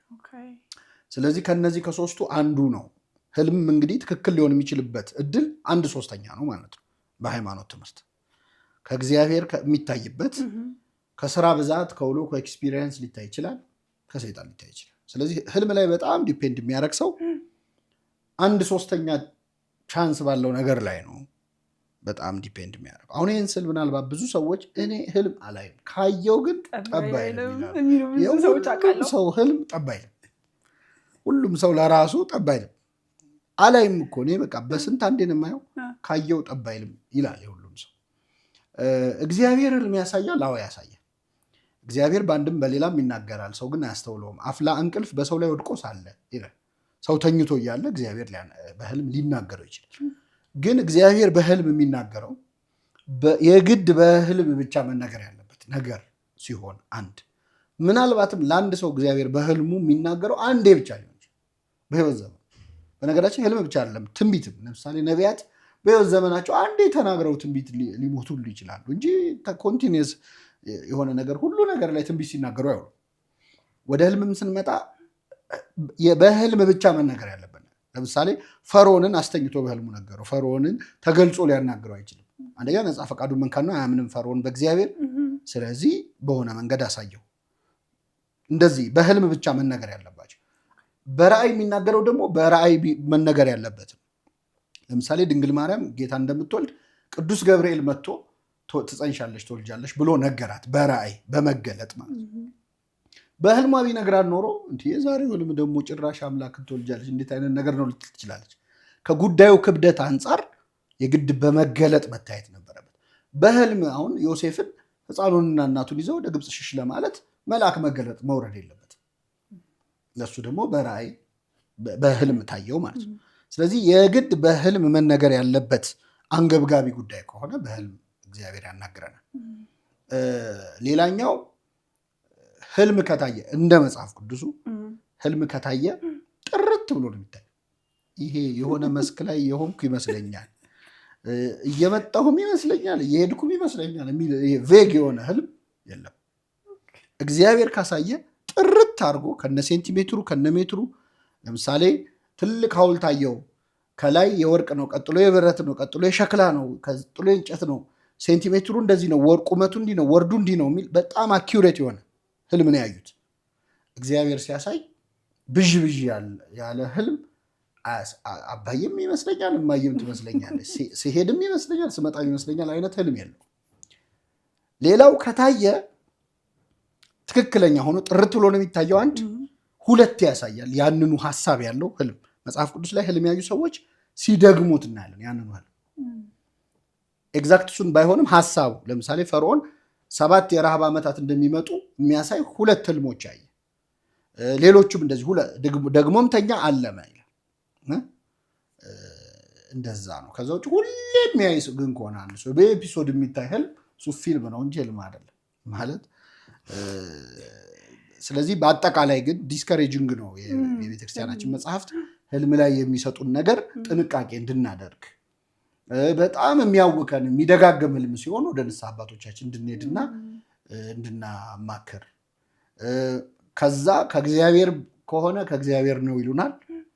ሁኔታውን አይተው ደግሞ የእኛን ሀሳብ ሪፍሌክሽን አይደለ ህልሙ አንዱ። ስለዚህ ምን አይነት ሁኔታ ላይ ነው ያለው፣ ምንድን ነው እየተሰማ ያለው፣ ምን ጭንቀት አለብሽ ወይ እንደዚህ ያለብህ ወይ ብለው ያለውን ሲቹዌሽን ምልክት ስለሆነ ያለንበትን ሲቹዌሽን ኦብዘርቭ አድርገው ካለንበት ችግር ሊያወጡ ይችላሉ። እና በአጠቃላይ ግን ህልም በዚህ መልኩ ነው የሚታይ። ቅድም ማይንዳችንን ወይም ሀሳባችንን አክሰስ ማድረግ አይችልም ብለሃል አይደለ? ዴቪል ግን ደግሞ ፓተርናችንን ያጠናል ያልከው ነገር አለ። ብዙ ክላይንቶች ለምሳሌ ከአንዛይቲ ጋር ተያይዞ የሄልዝ አንዛይቲ ያላቸው አሉ። ለምሳሌ እግሬ የሚሰራ አይመስለኝም፣ ሊያመኝ ነው መሰለኝ፣ ወገቤ መንቀሳቀስ አይችልም፣ እንደዚህ ብቻ የተወሰነ ፓርቴን ይዞታል፣ በቃ ወይ ደግሞ ልሞት ነው መሰለኝ፣ ከባድ ህመም ሊይዘኝ ነው፣ እጄ የተንቀሳቀስ አይደለም፣ በቃ ካንሰር ሊይዘኝ ነው ምናምን የሚሉ ብቻ ብዙ ክላይንቶች አሉ ከሄልዝ አንዛይቲ ጋር ተያይዞ እና በህልማቸው ደግሞ የሆነ ነገር ሲሆኑ ያያሉ። እና ፓተርናችንን ያጠናል ስትል ትዝ አለኝ እሱ ነገር ጭንቅላታችን ውስጥ አይገባም ኦብቪየስሊ አይደል፣ እግዚአብሔርም ስለማይፈቅድለት። ፓተርናችንን ግን በምን መልኩ ነው የሚያጠናብን? አሁን ለምሳሌ ይሄ በጣም ጥሩ ነገር ነው ያነሳሽው። ለምሳሌ አንዳንድ ሰው ይሄ ቀን አይሆነኝም ይላል፣ እንደዚህ ቀን እንትን ቀን የሆነ ነገር ይደርስብኛል ይላል። ሰይጣን የሚገርምሽ አውቆ ለምሳሌ በጨረቃ የሚጥላቸው ሰዎች ነበሩ። ጨረቃ ስትወጣ ይጥላል። አላማው ምንድነው? ልክ ጨረቃ ብቅ ስትል ይጥላቸዋል። ከዛ ለሆኑ ያህል ዓመታት ይገርምሻል በጣም ብዙ ሰዎች ጨረቃን አምላክ ነች ብሎ ማምለክ ጀምረው፣ ማለት ታይሚንጉን ተከትሎ ጨረቃ ተከትሎ ነው የሚጥላቸው። ስለዚህ ፓወር ቢኖራት ነው። ብዙዎቹ ቸርች ፋዘርስ ስለዚህ ጉዳይ ሲያብራሩ ሰይጣን ሆን ብሎ ያንን ሰዓት ጠብቆ ይጥላቸው ነው። ስለዚህ የሆነ ዲቫይን ፓወርማ ቢኖራት ነው ብሎ ማለት ነው። ከዚህ በላይ ፓተርን ማንበብ አለ? ሲናገሩ ስለሚሰማቸው ማለት ነው። አሁን አባቶቻችን የሚላሉ እቅዳችሁን አታውሩ በአፍ ይሄዳል ይባላል። በአፍ ይሄዳል ማለት ሰይጣን ይሰማዋል ነው። እና እንዲህ ላረግ ነው ራሱ አትበሉ የሚባልበትም አንዱ ምክንያት እናደርጋለን ብለን የምናስበውን ነገር ከማውራት በፊት መጀመሪያ ብንይዘው የሚመረጥበት ምክንያት ያ ነው። እና ከእንደዚህ አይነት ጋር በተያያዘ ኦልሬዲ በዛ ጉዳይ ላይ ያለንን ፍርሃት፣ በዛ ጉዳይ ላይ ያለንን ጭንቀት፣ የእኛን ፕሪጁዲስ ተጠቅሞ ይረብሻል፣ ሊያውከን ይችላል። በአፍ ይሄዳል ያልከው ነገር ሰው እንዳይሰማው አይደለም፣ መሀል ላይ የሚሰማው ሰው ስላለ ነው፣ የሚቀልበው ነገር ስላለ አካል ደግሞ ከእናንተ ፊልድ ደግሞ ምንድነው አንዳንዴ ብሬናችን የሰራውን ያወራውን አይለኝም አይደለ? እና የሆነ ነገር ሳልሰራው በጣም ካወራሁት የሰራሁት ይመስል ሞቲቬሽናል ስፒከሮች እኮ የማይሰራው ሰዎች ሄደው በየቀኑ ማዳመጥ ያለባቸው ጭንቅላታቸው የሰራው ስለሚመስለው ነው። አንድም ሳቲስፋክሽኑ ይመጣል። ሳትሰራ እኮ ነው ዩቲዩብ ላይ ይታይሻል። የሆነ ነገር አድርጌ ጨርሻለሁ ትያለሽ፣ ግን አውርተሽው ነው እንጂ አልሰራሽም። ፉከራ ነው የሚሆን። እና አሳ ሳትይዝ አሳ ጠብሳለሁ አትበል ይባላል። እና ቀድመን አውርተነው አንዳንዴ እንረካለን እና ሰውነታችንም ያደረገው ያህል ይደርሳል። አኮምፕሊሽ የተደረገ ይመስላል። በጣም ልክ ነህ። ስለ ህልም 1/3 ነው ከእግዚአብሔር ሊሆን የሚችለው፣ አንድ ነው ፕሮባቢሊቲው። ሌላው ግን ከክፉ መንፈስም ሊሆን ይችላል፣ ከየቀን ውሏችንም ነው ብለሃል። ከህይወት ኤክስፒሪየንሳችንም ሊቀዳ ይችላል። አንድ ደግሞ የሆነ ጊዜ ያነበብኩት ላደር ኦፍ ዲቫይን አሰንት ላይ አሁን አንተ ያልከውን የህልሙን የሚያምን ሰው የሰይጣን መጫወቻ ይሆናል ከሚለው ነገር ጋር ተነስቶ እኔ ህልም ለማየት ማን ነኝ ብላችሁ ጠይቁ፣ ምን አይነት ብቁ ህይወት ቢኖራችሁ ነው እግዚአብሔር የሚያናግራችሁ የሚል አይነት ነገር ያለው ይመስለኛል። እስኪ አርመኝ ከተሳሳትኩ። በጣም ቆንጆ ነገር ነው ያነሳሽው። በመጀመሪያ እንደውም ወደ ዜና ወደ አባቶች ታሪክ ስትመጪ ሰይጣን በህልም ስላታልላቸው ብዙ ሰዎች ታሪክ ብሎ ታገኛለሽ። ጭራሽ ከመንፈሳዊ ህይወት ያስወጣቸዋል። ለምሳሌ አንዱን ክርስቲያን ነው፣ መነኩሴ ነው፣ ጸሎተኛ የሆነ አባት ህልም ያሳየዋል ሰይጣን። ከዛ ህልሙ ምንድነው የሚያየው? አይሁድ ጌታን የሰቀሉ አይሁድ ገነት ውስጥ ነው፣ ክርስቲያኖች ሲኦል ውስጥ ነው። ስለዚህ ክርስትና ውሸት ነው ማለት ነው ብሎ በዛ ህልም ተማምኖ ወደ አይሁድ እምነት ይዞራል፣ እምነት እስከ ማስቀየር ድረስ። ይሄ ፎልስ ሪቪሌሽን፣ ፎልስ ራእይ ማለት ነው። እና በጣም ፐርሲው የሚያደርገው ከሆነ ደግሞ አንድ ሰው በቃ የሆነ ነገር ለማየት በጣም ዴስፕሬት ሆኖ ተንገብግቦ የሚጠባበቅ ከሆነ ሰይጣን ይጫወትበታል። የዲያብሎስ መጫወቻ ነው ያለው ይሄንን ነው። በጣም ፍላጎት ካለኝ የሆነ ምልክት ለማየት የሆነ ጀስቲፊኬሽን ለመስማት በህልሜ እንዲታይቶኝ ነው ምናምን ለማለት የምጓጓ ከሆነ በደንብ ያደርጋል። ከዛ በኋላ የማይሆን ህልም አይተው አዲስ ሃይማኖት የፈጠሩ ሰዎች አሉ። የገዛ ህልማቸው አሳስቷቸው ማለት ሰይጣን ውስጣቸው ያለውን ፍላጎት መነሻ አድርጎ ድንግል ማርያም ታይታኝ እንዲህ ብላኝ፣ ገብርኤል ታይቶኝ እንዲህ ብሎኝ እንደዚህ የሚሉ ሰዎች ማለት ነው። እንደዚህ አይነት ነገር ሲሆን በቤተክርስቲያን ስርዓት እንደሚደረገው ገዳሙስ ቢሆን ከመነኮሳቱ ማለት ወደ አበምኔቱ ሄዶ ጸሎት እንዲደረግበት በትክክል ደግሞ ከሆነ አንዳንድ ሰዎች በህልም እኔ አንቺ እንዳገባ ተነግሮኛል ብለው ሴቶች የሚያስቸግሩ ወንዶች አሉ። አንደኛ ደብዳቤ ግልባጭ አሉ አይደለ? ለሱ ከታየ ህልሙ መኖር አለበት እና ጥርት ዮሴፍ እንኳን በማይመለከተው ይዛሃት ሽሽ ለማለት ታየው አይደል ህልም። ወይ ሚስቴን ልጥራት ብሏል እኮ የሶምሶን አባት ማኑሄ ሚስት ትጸንሳለች ምናምን ሲለው ከሚስቱ ጋር ሆኖ ድጋሚ እንዲመጣ ጸለየ የሚመለከተው አካል ይህን ጉዳይ እና እንደዚህ ብለው ከልት የፈጠሩ አሉ። የሆነ ህልማየን እንደዚህ ምናምን ብለው እና በጣም ጥንቃቄ የሚፈልግ ነገር። እሺ ሌላው ደግሞ በጣም ዚስ ዴይስ ፕራክቲስ የምናደርገው በሳይኮሎጂ ዓለም በተለይ ዌስተርኑ ዓለም ስለ ማይንድፉልነስ በጣም ይነገራል። ማይንድፉልነስ ማለት አሁናዊነት የሚለው ቃል ሊጠጋጋ ከሆነ አላውቅም፣ ብቻ ፕሬዘንት ሞመንት ላይ መሆንን ማለት ነው። ማይንድፉልነስ ሲባል በዋነኝነት የሚመጣው ያው በሰባዎቹ እንደዚህ አካባቢ ወደ ህንድ በጣም ይሄዱ ነበረ ዌስተርኖቹ እና ዮጋ፣ ሜዲቴሽንን የመሳሰሉትን ነገሮች አሁን ወደ ራሳቸው ካልቸር ቀላቅለውታል። ኢትዮጵያዊ ማይንድፉልነስስ የለም ወይ? ምክንያቱም ስለ ዮጋ ሲወራ የራሱ የሆነ ሌላ ስፒሪቹዋል ኤሌመንት ስላለው በቀላሉ ፕራክቲስ የሚደረግ ነገር አይደለም ወይ? የሆነ ነገር ሳያጣርስ ፕራክቲስ ሊደረግ አይችልም። ኮር የሆነ ቫልዩ ሼክ ያደርጋል። ኢትዮጵያዊ የሆነ ማይንድፉል ፕራክቲስ ማግኘት ይቻል ይሆን? አለ እንጂ ምን መፈለግ ራሱ እኮ ያስፈልገውም። አንደኛ አሁናዊነት ወይም አሁን ላይ መሆን ነው አይደለ? ዋነኛ ሚሽኑ የምንጸልየው ጸሎት ከአባታችን ይጀምራል። ማይንድፉልነስ ወይም ደግሞ አሁን ላይ ማተኮር። አባታችን ወይ በሰማያት የምትኖር ብዬ የዕለት እንጀራችንን ዛሬ ስጠን ነው የምለው። ስለ ነገ ስለምበላው አይደለም የምጸልየው፣ ስለ ዛሬ ነው። ይትበሉ ለጌሰም፣ ስለ ነገ አትበሉ፣ ነገ ለራሱ ያስባልና ይላል መጽሐፉ። ስለ ነገ አትጨነቁ፣ ነገ ለራሱ ያስባል፣ እንደውም የነገ ክፋቱ ይበቃዋል ይላል። የቀኑ ክፋቱ ይበቃዋልና ስለ ነገ አታስቡ ይላል። ስለዚህ በተደጋጋሚ መጽሐፍ ቅዱስ አሁን ላይ እንድናተኩር በትናንትናና በነገ ምክንያት አሁናችንን ሉዝ እንዳናደርግ የሚያስተምሩ ብዙ መጽሐፍ ቅዱስ ሀሳቦች አሉ። ከዛ ውጪ እንደ ዮጋ አይነት ፕራክቲሶች ዮጋ ስትሪክትሊ ሌላ አምልኮ ነው። እንደውም እሱ ላይ በተጨመር ደስ ይለኛል። አሁን ብዙ ሰዎች ይከራከራሉ። እኔ ከአምልኮውን ሳልሳተፍ ሰውነቴን ባፍታታ ምን ችግር አለው? ይሄ ምን ችግር አለው? የሚያመጣው ጣጣ መሀል ማለት ይሄ ምንድነው? ስጋውን ሳልበላ መረቁን ብጠጣ ምንም ችግር የለውም አይነት ነገር ነው። አንደኛ ምን አይነት መንፈስ እየጠራን እንዳላናቅ ምንም ችግር ከሌለው እዛ ጋር የሚደረጉት ሪቹዋሎች ለምን ያስፈልጋሉ? ለስፖርት ከሆነ ሰው በራሱ መንገድ ማድረግ የሚችላቸው ብዙ ነገሮች አሉ። አንደኛ የሚደረጉት ሳይኖች በሙሉ የምንቀመጥበት መንገድ፣ ጸጥ ምንልበት፣ የምንበረከክበት ምናምን እያንዳንዱ ነገር ፖዞቹ በሙሉ የሆነን ነገር ኢሚቴት እያደረግን ነው። ከፍ ሲል የሆኑ አራዊትን የሆኑ እንስሳትን አይነት ሙቮች የሆኑ አይነት ፖዚሽኖችን ኢሚቴት የማድረግ ስራ ነው። ስለዚህ ሳያውቀው ሰውየው አውቆትም ይሁን ሳያውቀው የሆነ አይነት ከልት ውስጥ የሆነ አይነት ሪቹዋል ውስጥ እየገባ ነው። በስፒሪቹዋል አይን ማየት ደረጃ ላይ ቢደርስ ምን አይነት መንፈስ እየጠራ እንዳለ ከምን ጋር ኮኔክት እያደረገ እንዳለ አይታወቅም። ማለት ይሄ እኔ አላምንበትም እኮ ግን ሰግዳለሁ እንደማለት ነው። አሁን አንድ ክርስቲያን ያልሆነ ሰው የማያምን ሰው ምን ችግር አለው ብጾም፣ ብጸልይ፣ ባስቀድስ፣ ብሰግድ፣ ጠበል ብጠመቅ ግን አላምንበትም እንደማለት ነው። የዚህ ሪቨርሱ ማለት ነው። ስለዚህ ምን አይነት መናፍስትን እንደምንጠራ ምን አይነት ክፉ ነገር በሰውነታችን ላይ እንደምናመጣ አናውቀው። በነፍሳችን ላይ ምን አይነት ነገር እንደምናመጣ አናውቀው። በዛ አይነት መንፈሳዊነት ደረጃ ላይ ብንሆን ኖሮ ይታየን ነበር። ግን ስለማይታየን በቃ ያ ሃይማኖት ነው። ስትሪክትሊ ይህንን መወሰን ያስፈልጋል። መምረጥ የምታመልኩትን ዛሬ ምረጡ ነው ያለው። ስለዚህ መምረጥ ያስፈልጋል። እስከ መቼ በሁለት ሀሳብ ታነክሳላችሁ ነው የሚለው እና ከዛ ውጪ ሜዲቴሽን፣ ጸጥታ፣ አርምሞ እነዚህ ነገሮች ከክርስትና የተወሰዱ እጅግ በጣም ፕሮፋውንድ የሆነ ካልቸር ያለበት ቤተክርስቲያን ውስጥ ነው ያለው።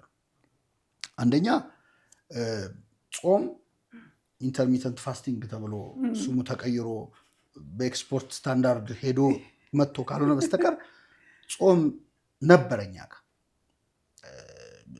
በሆነ ያህል ሰዓት መብላት፣ አንድ ጊዜ መብላት ምናምን የሚለው ማለት ነው። እኛ ጋር የኖረ ነው። ጾም ዘወትር ይባላል።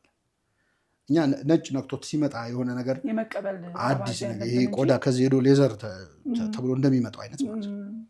አንደኛው። ሁለተኛው በጣም የሚገርም የሜዲቴሽን እና የቴራፒ መጽሐፍ መዝሙረ ዳዊት ነው። ለየትኛውም አይነት ስቴት ኦፍ ማይንድ፣ ለየትኛውም አይነት ሰው ምድረ በዳ ላይ ብቻውን ቢሆን መዝሙረ ዳዊት ከያዘ ብቻውን አይደለም ይባላል። ማለት ብቻውን ምንም በሌለበት በረሃ ላይ ቢሆን እጁ ላይ መዝሙረ ዳዊት ካለ ብቻውን አይደለም። መዝሙረ ዳዊት ላይ በጣም ደስተኛ የሆነ ሰው ደስታ አለው፣ ኑ በእግዚአብሔር ደስ ይበለን ይለዋል። በጣም ሀዘን ላይ የሆነ ሰው፣ ጥልቅ ሀዘን ላይ ያለ ሰው ዳዊት ጥልቅ ሀዘን ላይ ሆኖ ያናግረዋል። መዝሙረ ዳዊትን የጻፈው እንግዲህ አብዛኛው 80 ምናምኑ የእሱ ነው። የቀሩት ሌሎች ሰዎች ከሱ በፊትና በኋላ የኖሩ ሰዎች መዝሙር ነው እና በሱም ዘመን የነበሩ እና በዳዊት መዝሙር ውስጥ ሁሉም አይነት ስቴት ኦፍ ማይንድ አለ። ለዳዊት የኔን ጉዳይ ማነገረው እስኪባል ድረስ ሁላችንም አንዳንድ እንደውም ጸሎቱን ላይ አይመስልም። አንዳንዴ ዳዊት ከፈጣሪ ይጣላል። አምላኬ አምላኬ ለምን ተውከኝ? አንተማ እኔን መስማት ከእኔ ርቀሃል፣ አንተ ትመሰገናለህ በክብርህ፣ እኔ ግን እዚህ እየተሰቃየሁ ነው ይላል። ለምን አትሰብ፣ ለምን ትተኛለህ፣ ለምን ትነውም፣ አቤቱ ንቃ፣ ለምን ትተኛለህ ይላል ዳዊት። አሁን ለእግዚአብሔር ለምን ትተኛለህ ይባላል? ማንም ደፍሮ አይልም። ግን አንዳንዴ ምነው ተውከኝ የምንልባቸው ሞመንቶች አሉ። ያን ሞመንት ዳዊት ብሎታል። አንዳንዴ አግሊ ቶቶቹንም አልደበቀም ዳዊት። አሁን ብስጭት ብሎ እንደው የሚበድሉኝም በድላቸው እንዲያደርጋቸው ይላል። አሁን ይሄ እንዴት ጸሎት ውስጥ ይገባል ያለሻል። ግን ሰውኛ ነው፣ አይምሮ ማሰብ አያቆምም አይደለ? ስለዚህ ዳዊት ከእግዚአብሔር የሸሸገው ሀሳብ የለም ማለት ነው። አስቦት የተወው የለም፣ አፈሰሰው። የውስጥ ሀሳቡን እግዚአብሔር ፊት አፈሰሰው። ስለዚህ ጥልቁ መረጋጋት፣ ጥልቁ ሰላም የሚገኝባቸው ጸሎቶች፣ ሱባኤያት፣ የአርምሞ ጊዜያት አሉ። ስግደት፣ እኛ ትልቁ ሜዲቴሽን ጸሎት ነው። ከጸሎት በፊት በነገራችን ላይ ሰው ጸሎት ከመጀመሩ በፊት ለሆነ ያህል ሰዓት ቁጭ ብሎ ዝም ማለት አለበት። ማር ይስሐቅ በጣም ጥልቁ ጸሎት በእግዚአብሔር ፊት ዝም ብሎ መቀመጥ ነው እንጂ ዘሎ ተሯሩጦ ወደ ጉዳዩ አይገባም። መጀመሪያ አንተና እግዚአብሔር ብቻችሁን ጸጥ በሉ እስቲ። እሱ ራሱ በጣም ጥልቅ ጸሎት ነው፣ ልብን ለሚሰማ አምላክ። ሙሴ እኮ በጣም ጨንቆት ይገርምሻል። በግራ እስራኤላውያን ኧረ ልንሞት ነው እያሉ ይጮሃል። በቀኙ የፈርዖን ሰራዊት እየበረረ እየመጣ አቧራ እያቦነነ ነው። ህዝቡ ይጮሃል፣ ፈርዖን ይጋልባል። በቃ ግራ ገብቶት ዝም ብሎ ጸጥ አለ። ጸጥ ሲል እግዚአብሔር ምን እንዳለው ታውቂያለሽ? ለምን ትጮህብኛለህ? ምንም አላለም ሙሴ። ከህዝቡ ጩኸት በላይ የሙሴ ዝምታ ተሰምቶታል። አንዳንዴ ስፒችለስ የምትሆኝበት ነገር አለ አይደለ? በቃ መተሽ እግዚአብሔር ፊት ቁጭ ስትይ ያ ዝምታ ራሱ ይተካል። በዝምታ ውስጥም እግዚአብሔር ነበር አይደል? በጩኸት ውስጥ አልነበረም ይላል እኮ። በዝምታ ውስጥ ግን አለ ክርስቶስ። የማይረሱ ዝምታዎች ነበሩት። ህዝቡ ይሰቀል ይሰቀል እያለ ይጮሃል፣ ስቀለው እያለ ይጮሃል። አይሁድ የቄሳር ጠላት እነሱን ካልሰቀልክ ይላሉ። ጲላጦስም ምንድን ነው ያስጨነቀው? የጌታ ዝምታ። ከነሱ ጩኸት የክርስቶስ ዝምታ ረብሾታል። ስለዚህ ከንግግር የሚሻሉ ዝምታዎች አሉ፣ ሰላሞች አሉ እና በጣም ብዙ ከዛ የተሻሉ መንፈሳዊ አሮማቲክ ቴራፒ ምናምን እያሉ ሰንደል ምናምን እኛ ጣና ላለ እንደኛ ጋር እስቲ ናና ዲፕሬሽን ውስጥ ካለ ኪዳን አድርስ እስቲ ናና ኪዳን አድርስ የትም ድረስ ይባላል። በጠዋት ተነስተሽ ኪዳን አድርሰሽ ማይጠንቱን በዛ የሚገኘውን ሪሊፍ እናንተ በመቶ ሴሽን በመቶ ቴራፒ አታመጡት። ሰላም ያገኛል። እና አንድ የገባው ቃል አለ። መንፈሳዊነት ምን ያህል ከእግዚአብሔር የሚያገናኝ መሆኑን የምታውቂው እግዚአብሔር ምን አለ? ትእዛዜን ብትሰማ ሰላምህ እንደ ወንዝ በፈሰሰ ነበር። እና እንደ ወንዝ የሚፈስ ሰላም ከፈለገ ሰው መንፈሳዊ ህይወት በጣም ብዙውን ነገር ይተካል። እውነት ነው። እኛም እኮ አልካድንም። ሌትሊ የሚወጡ ሪሰርቾች መንፈሳዊ ህይወት ያላቸው ሰዎች ከሌላቸው ይልቅ በጣም ሰላማዊ እንደሆኑ የሌላቸው ደግሞ በሁለት እጥፍ ለዲፕሬሽን እና አንዛይቲ ለድባቴና ለጭንቀት ተጋላጭ እንደሆኑ ይናገራል። ሌሎች ደግሞ ጥናቶች መንፈሳዊ መቋቋሚያ መንገዶች ለምሳሌ ጸሎት፣ ስግደት፣ ጾም ያልካቸው እስካሁን የጠቀስካቸው ነገሮች ከሴኩላር ዓለም ላይ ከምንነግራቸው መቋቋሚያ መንገዶች ይልቅ ኢፌክቲቭ ናቸው። ይቅር ባይነት አለ። አሁን ፎርጊቭነስ በጣም ብዙ ሰው ቴራፒ ውስጥ ወይም ዲፕሬሽን ውስጥ ማን ነው ዲፕ የሆነ ሳይኮሎጂካል ዲስኦርደር ውስጥ ትራውማ ውስጥ የሚከቱት በደሎች ናቸው። እውነት ነው። ፎርጊቭ ከማድረግ የተሻለ መፍትሄ የለም። እውነት ነው አለ እኮ ፎርጊቭነስ ቴራፒ ብለን እኮ እንሰጣለን እኮ እና ተስፋም ይጨምራል። ሆፕለስነስ በጣም ከባድ ነው አይደል? በጣም እንደውም እጠይቅሃለሁ እያልኩኝ ነበር። አንዱ ከመንፈሳዊነት ጋር ተያይዞ ዲፕሬሽን የሚያጠቃቸው ሰዎች መጀመሪያ ተስፋ ነው የሚቆርጡት፣ ተስፋ ነው የሚያጡት። መኖር ምንም ፖይንትለስ ነው። በራሳቸው ቋንቋ ፖይንትለስ፣ ስራም ሰራው አልሰራው ፖይንትለስ ነው። ቤተሰቤ ጋር ኖርኩለትም አልኖርኩለትም ፖይንትለስ ነው። ምንም አይነት የተስፋ ጭላንጭል ሳይኖር ሲቀር በቃ ዲፕሬሽን በጣም ሂት ሲያደርጋቸው ወደ ሱሳይድም የመሄድ አዝማሚያ የሚመጣው ከዛ በኋላ ነው፣ ሆፕለስ ከመሆን ተነስቶ። ሃይማኖት ግን በጣም ተስፋ ላይ ብዙ ነገር እንደሚለን እርግጠኛ ነኝ። ተስፋ ላይ እንግዲህ አሁን ይኸውልሽ እዚህ ላይ ዲፕሬሽንን በዚሁ እናንሳውና ብዙ ሰው ዲፕሬሽን ማለት ድብርት ይመስለዋል። ዲፕሬሽን ድብርት አይደለም ማለት፣ ወይም ስራ ሲያስጠላው ዛሬ ከቤት መውጣት ሰልችቶኛል ማለት አይደለም። ከዛ ከፍ ይላል። ተፈልጎ የሚመጣም ተፈልጎ የሚሄድም ነገር አይደለም። አንዳንድ እኔ ሄልፕ የሚፈልጉ ነገሮችን በምክር ለማስተካከል አሁን ለምሳሌ ሱስ ያለበትን ሰው በምክር ለማስተካከል የሚሞክሩ ሰዎች ኦልሞስት አንድን በሽተኛ ጨጓራውን ያመመው ሰው መምከር፣ ለምን ጨጓራን ያማል ተው እንጂ ሁለተኛ እንዳያማ አይባልም። ወዶ አይደለም ልክ እና ይሄኛው እንደውም ያኛው ቢያንስ ቶፒካል የሆነ ወይም ሌላ ባዮሎጂካል የሆነ ህመም ነው። ይሄ ግን የውስጥ ነው። የአእምሮ ህመም ደግሞ ከሌላው በጣም ከባዱ ህመም የአእምሮ ህመም ነው። ምንድነው የሆነ ነገር ቢኖር በምላጭ ነው የምታወጪው አይደለም። የሆነ ቁስል ወይ ምናምን የሆነ የገባ ስንጥርናል ምላጭ እንደዛ ቢሆን በምን ይወጣል ይባላል። እና አእምሯችን እጄን ሲያመኝ አእምሮዬ ነው የሚነግረኝ እጅህን አሟል፣ እግሬን ሲያመኝ እግርና፣ አእምሮዬን ሲያመኝ ግን አእምሮህ ታሟል ብሎ የሚነግረኝ ሌላ አእምሮ የለኝም። እና ለዚህ ነው ብዙ ጊዜ ደህና ነኝ እኮ የሚሉት የአእምሮ ህመም ላይ ያሉ ሰዎች ደህና ነኝ ይላሉ። እየሳቀ ነበር እኮ እንዴት ይሄ ተፈጠረ? ስራ ገብቶ ነበር እኮ ትናንትና፣ እሱ እኮ በጣም ሳቂታ ተጫዋች ነው እንዴት ተፈጠረ? ምናልባት ሳቁ መሸሻ ሊሆን ይችላል፣ ኮፒንግ አፕ ሜካኒዝም ሊሆን ይችላል። እና ወደ ጉዳዩ ስመጣልሽ ግን መንፈሳዊነት ጥቅሙ ይሄ ነው። ተስፋ በተለይ ነቢየ እግዚአብሔር ዳዊት ነፍሴ በተስፋ ታድራለች ይላል። በገንዘብ ታድራለች፣ በሀብት በንብረት ታድራለች፣ በሌላ ነገር አለ፣ በተስፋ ታድራለች። ወአዲ በተስፋሁ ታድር ነፍሴ፣ እንግዲህ ነፍሴ በተስፋው ታድራለች። በደንብ ገብቶታል ተስፋ ሰው ማሳደር እንደሚችል ማለት ነው። አሁን እኛ የምንቀረጸው ይሄ ካሜራ ኦን መሆኑን ተስፋ አድርገን ነው እንዴት ላለ ማጋጣሚ ነው አይደል? ቼክ አድርጉት። ወይም እንግዲህ አላውቅም። መኪና የምንሳፈረው እንደርሳለን ብለን ተስፋ አድርገን ነው፣ እንኖራለን ብለን ተስፋ አድርገን ነው የምንወጣው የምንወርደው። የምንተኛው እንነሳለን ብለን ተስፋ አድርገን ነው፣ ስንሞትም እንነሳለን ብለን ተስፋ አድርገን ነው በትልቁ። ስለዚህ ተስፋ የሁሉ ነገር ነው። ሰው ያለ ምግብ ያለ ውሃ የሆነ ያህል ቀን መቆየት ይችላል። ያለ ተስፋ ግን በጣም ከባድ እና ሃይማኖት የሚሰጠው ትልቅ ነገር ወይም መንፈሳዊነት የሚሰጠው ትልቅ ነገር ምንም ነገር እንዳይደንቀን ያደርጋል። በጎች በበረት ባይገኙ፣ የተዘራው ባይበቅል፣ ፍሬን ባይሰጥ፣ እኔ ግን በእግዚአብሔር ደስ ይለኛል፣ በመድኃኒቴ አምላክ ሐሴት አደርጋለሁ ይላል። በቃ የመጨረሻው ደስታ የመጨረሻው ሰላም የሚገኘው በእግዚአብሔር ተስፋ በማድረግ። ሰው ዝም ብሎ እግዚአብሔርን ተስፋ ቢያደርግ መልካም ነው ይላል መጽሐፍ። ማለት ስራ ይስራ ማለት አይደለም፣ ግን ከሌሎቹ ስራዎች በላይ ተስፋው ነው ኃይል ያለው። ሌሎች ስራዎችንም ለመስራት ጉልበት የሚሆነው ተስፋው ነው የሚለው ድራይቭ ነው እኮ አይደለ? ተነስተህ እንድትበረታ፣ እንድትጠነክር፣ እንድትሮጥ፣ ጥርስ እንድትነክስ ያግዛሃል ተስፋ ስለምታደርግ። ፐርፐዝስ ማጣት፣ አሁን ሌላው ደግሞ ተስፋ ማጣቱ አንድ የዲፕሬሽን ትልቁ ምልክት ነው። ሌላው ደግሞ ለህይወት ትርጉም ማጣት፣ አላማ ማጣት።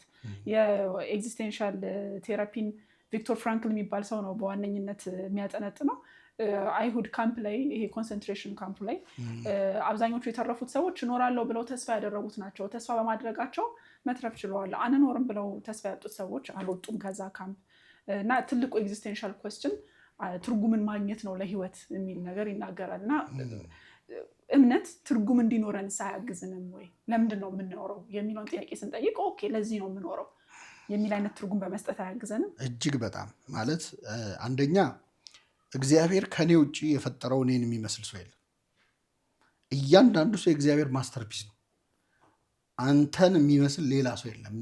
ሊመሳሰል ይችላል እና እያንዳንዱ ሰው ለየብቻው የተለያየ ሰው ነው እና እኔ ኖርኩ አልኖርኩ ምን ይጎላል ከማለት ያለ እኔ ምን ትሆናለች ይቻለም ወደ ማለት የሚያሳድገው ሰው ወርዙን ሲያውቅ።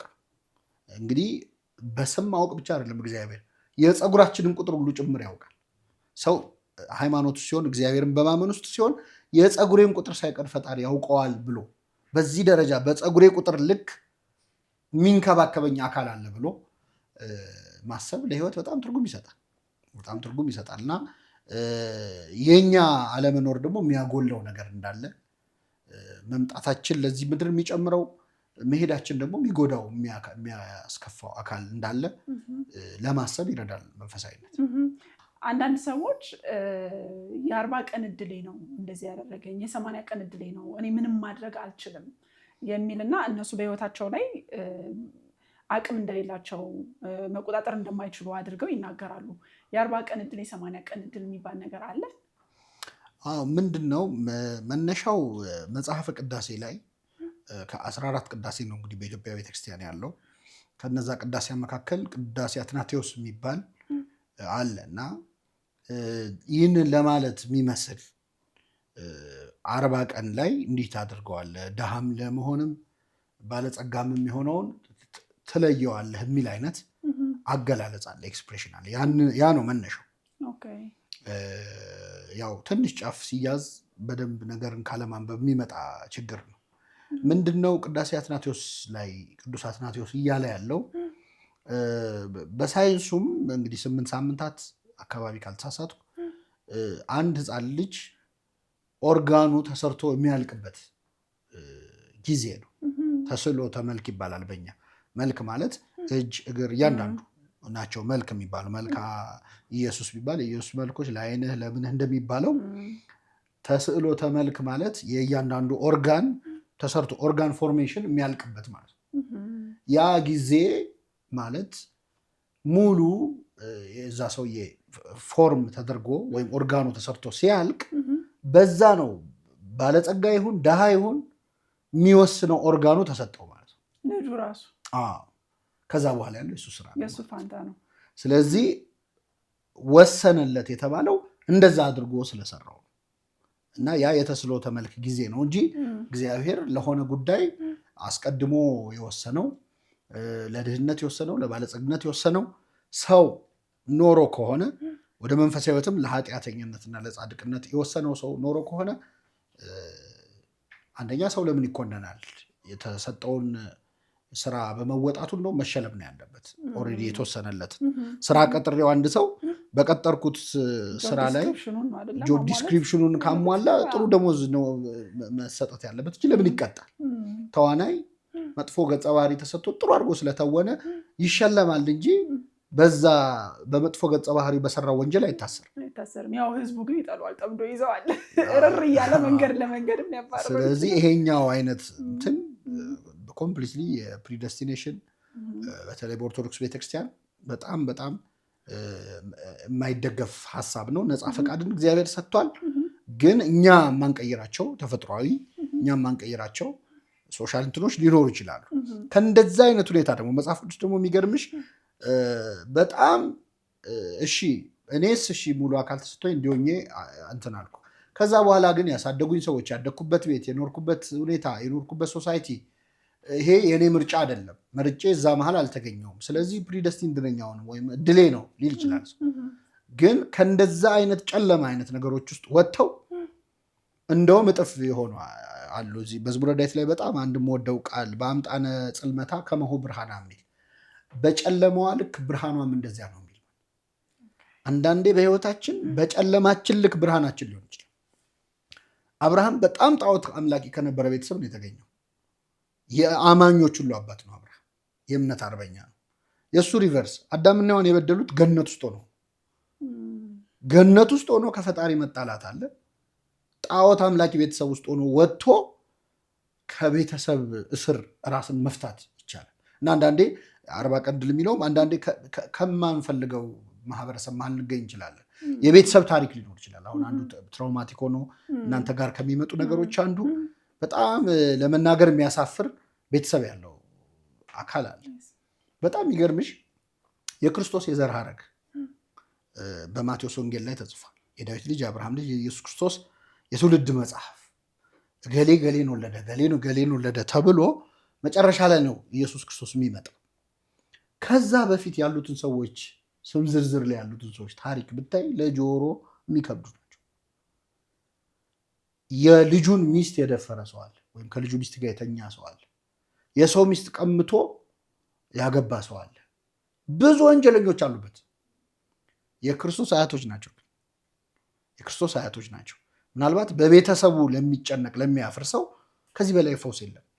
መድኃኒት ሆነ መጥቶ የዓለም መድኃኒት ሆነ ከእንደዛ አይነት ኃጢአት ከሞላበት ዓለም መጥቶ ሊፈውስ ስለሆነ የመጣው ሊያድን ስለሆነ የመጣው እሱ መጥቶ የዓለም መድኃኒት ሆነ ከብዙ ክፉ ሰዎች ከብዙ አስጨናቂ ታሪክ። ስለዚህ እኔ የቤተሰብ ታሪክ እኔ እንዲፋይል ሊያደርገኝ አይችልም። ሙሴን እናቱ ነች አደለ? አሁን አንዳንድ ሰው ምንም ቤተሰቡን የማያውቅ ሰው ሊኖር ይችላል፣ ተጥሎ የተገኘ። ስለዚህ በማሳደጊያ ቦታ ነው ያደገው። እንዴት ነው ሊሸከመው የሚችለው? ለህሊናው ሊከብደው ይችላል አለ መጽሐፍ ቅዱስ ላይ። የሙሴ እናት ወስዳ ጥለዋለች። የጣለችው ጠልተው አይደለም፣ እንዳይሞትባት ነው። መጣሏ የፍቅሯ አካል ነበር። የጣሉ ሁሉ እናቶች ለካ ጠልተው አይደለም። የሙሴ እናት ከሰይፍ ልታድነው ነበር። አንዳንድ እናቶች ከረሃብ ሊያድኑ ይጣሏሉ፣ ከብዙ ጭንቀት ሊያድኑ ይጣሏሉ። መጽሐፍ ቅዱስ ሁሉንም አይነት ታሪክ የጻፈው ሰዎች ባሉበት ሁኔታ ተስፋ ቆርጠው በትናንታቸው ታስረው እንዳይቀሩ ከመንገድ ነው። ስለዚህ ያለሁበት ሁኔታ እድሌ ምናምን ብቻ ሳይሆን ቤተሰቤ፣ እናቴ፣ አባቴ፣ የኖርኩበት ኢንቫይሮንመንት ብሎ በዛ መታሰር የለበትም። ሰው የራሱን ታሪክ የመጻፍ እድል ተሰጥቶታል። ሌላው ደግሞ ማንሳት የምፈልገው ነገር ቅናት። ብዙ ሰዎች ስለ ቅናት ሲነሳ ሚክስድ የሆነ ስሜት ነው ያላቸው። አንዳንዴ በመቅናታቸው እንዴት ቀን ነው ብለው የሚያዝኑ የሚጸጸቱ ሰዎች አሉ። ግን ደግሞ ያቺ ስሜት የምትሰማቸው፣ አንዳንዴ ደግሞ ስሬ ብለው በጣም ቅናት የሚያስቸግራቸው ሰዎች አሉ። ቅናት ምን አይነት ስሜት ነው? ያው የሚያልፍበት ያውቀዋል። በጣም ከባድ ነው፣ ኮምፕሌክስ ነው። ግን ምን ሊያሳጣንስ ይችላል? ጥቅም ኖሮትስ ያውቃሉ? አንዳንድ ሰዎች ደግሞ የኔ ቅናት እኮ በጣም አዎንታዊ ነው፣ ጥሩ ነው፣ ባልቀና ኖሮ እዚህ አልደርስምም ብለውም አሳምረው የሚያወሩትም አሉ። የተወሰነ ነገር ከአንተ ብሰማ ደስ ይለኛል። አዎ፣ በነገራችን ላይ እኔ ቅናት አስመልክቶ ወደ አንቺ የሚመጡ ለቴራፒ የሚመጡ ሰዎች እጅግ አከብራቸዋለሁ። በእውነት አድሚት አድርገው ማለት ነው። ሰው ታምም ያለው ካለ ራሱ በጣም በጣም ትልቅ ነገር ነው። ግማሹን የሕክምናውን ግማሽ ጨረሰ። ልትድን ትወዳለህ ወይ ብሏል ጌታ። መጀመሪያ ሰው መታመሙን ማመን አለበት። ብዙ ጊዜ ሰዎች የሁላችን ችግር እኔ ቅናት የሚባል ነገር የለብኝም የምትል አባባላለች። ውሸት የሚባል ነገር አላቅም ወይም ዋሽቼ አላቅም ከሚለው ቀጥሎ ሁለተኛው ውሸት ይሄ ነው። በፍጹም አልቀናም እንደሚል ውሸት ሁለተኛው ደረጃ ይመስለኛል ሳስበው።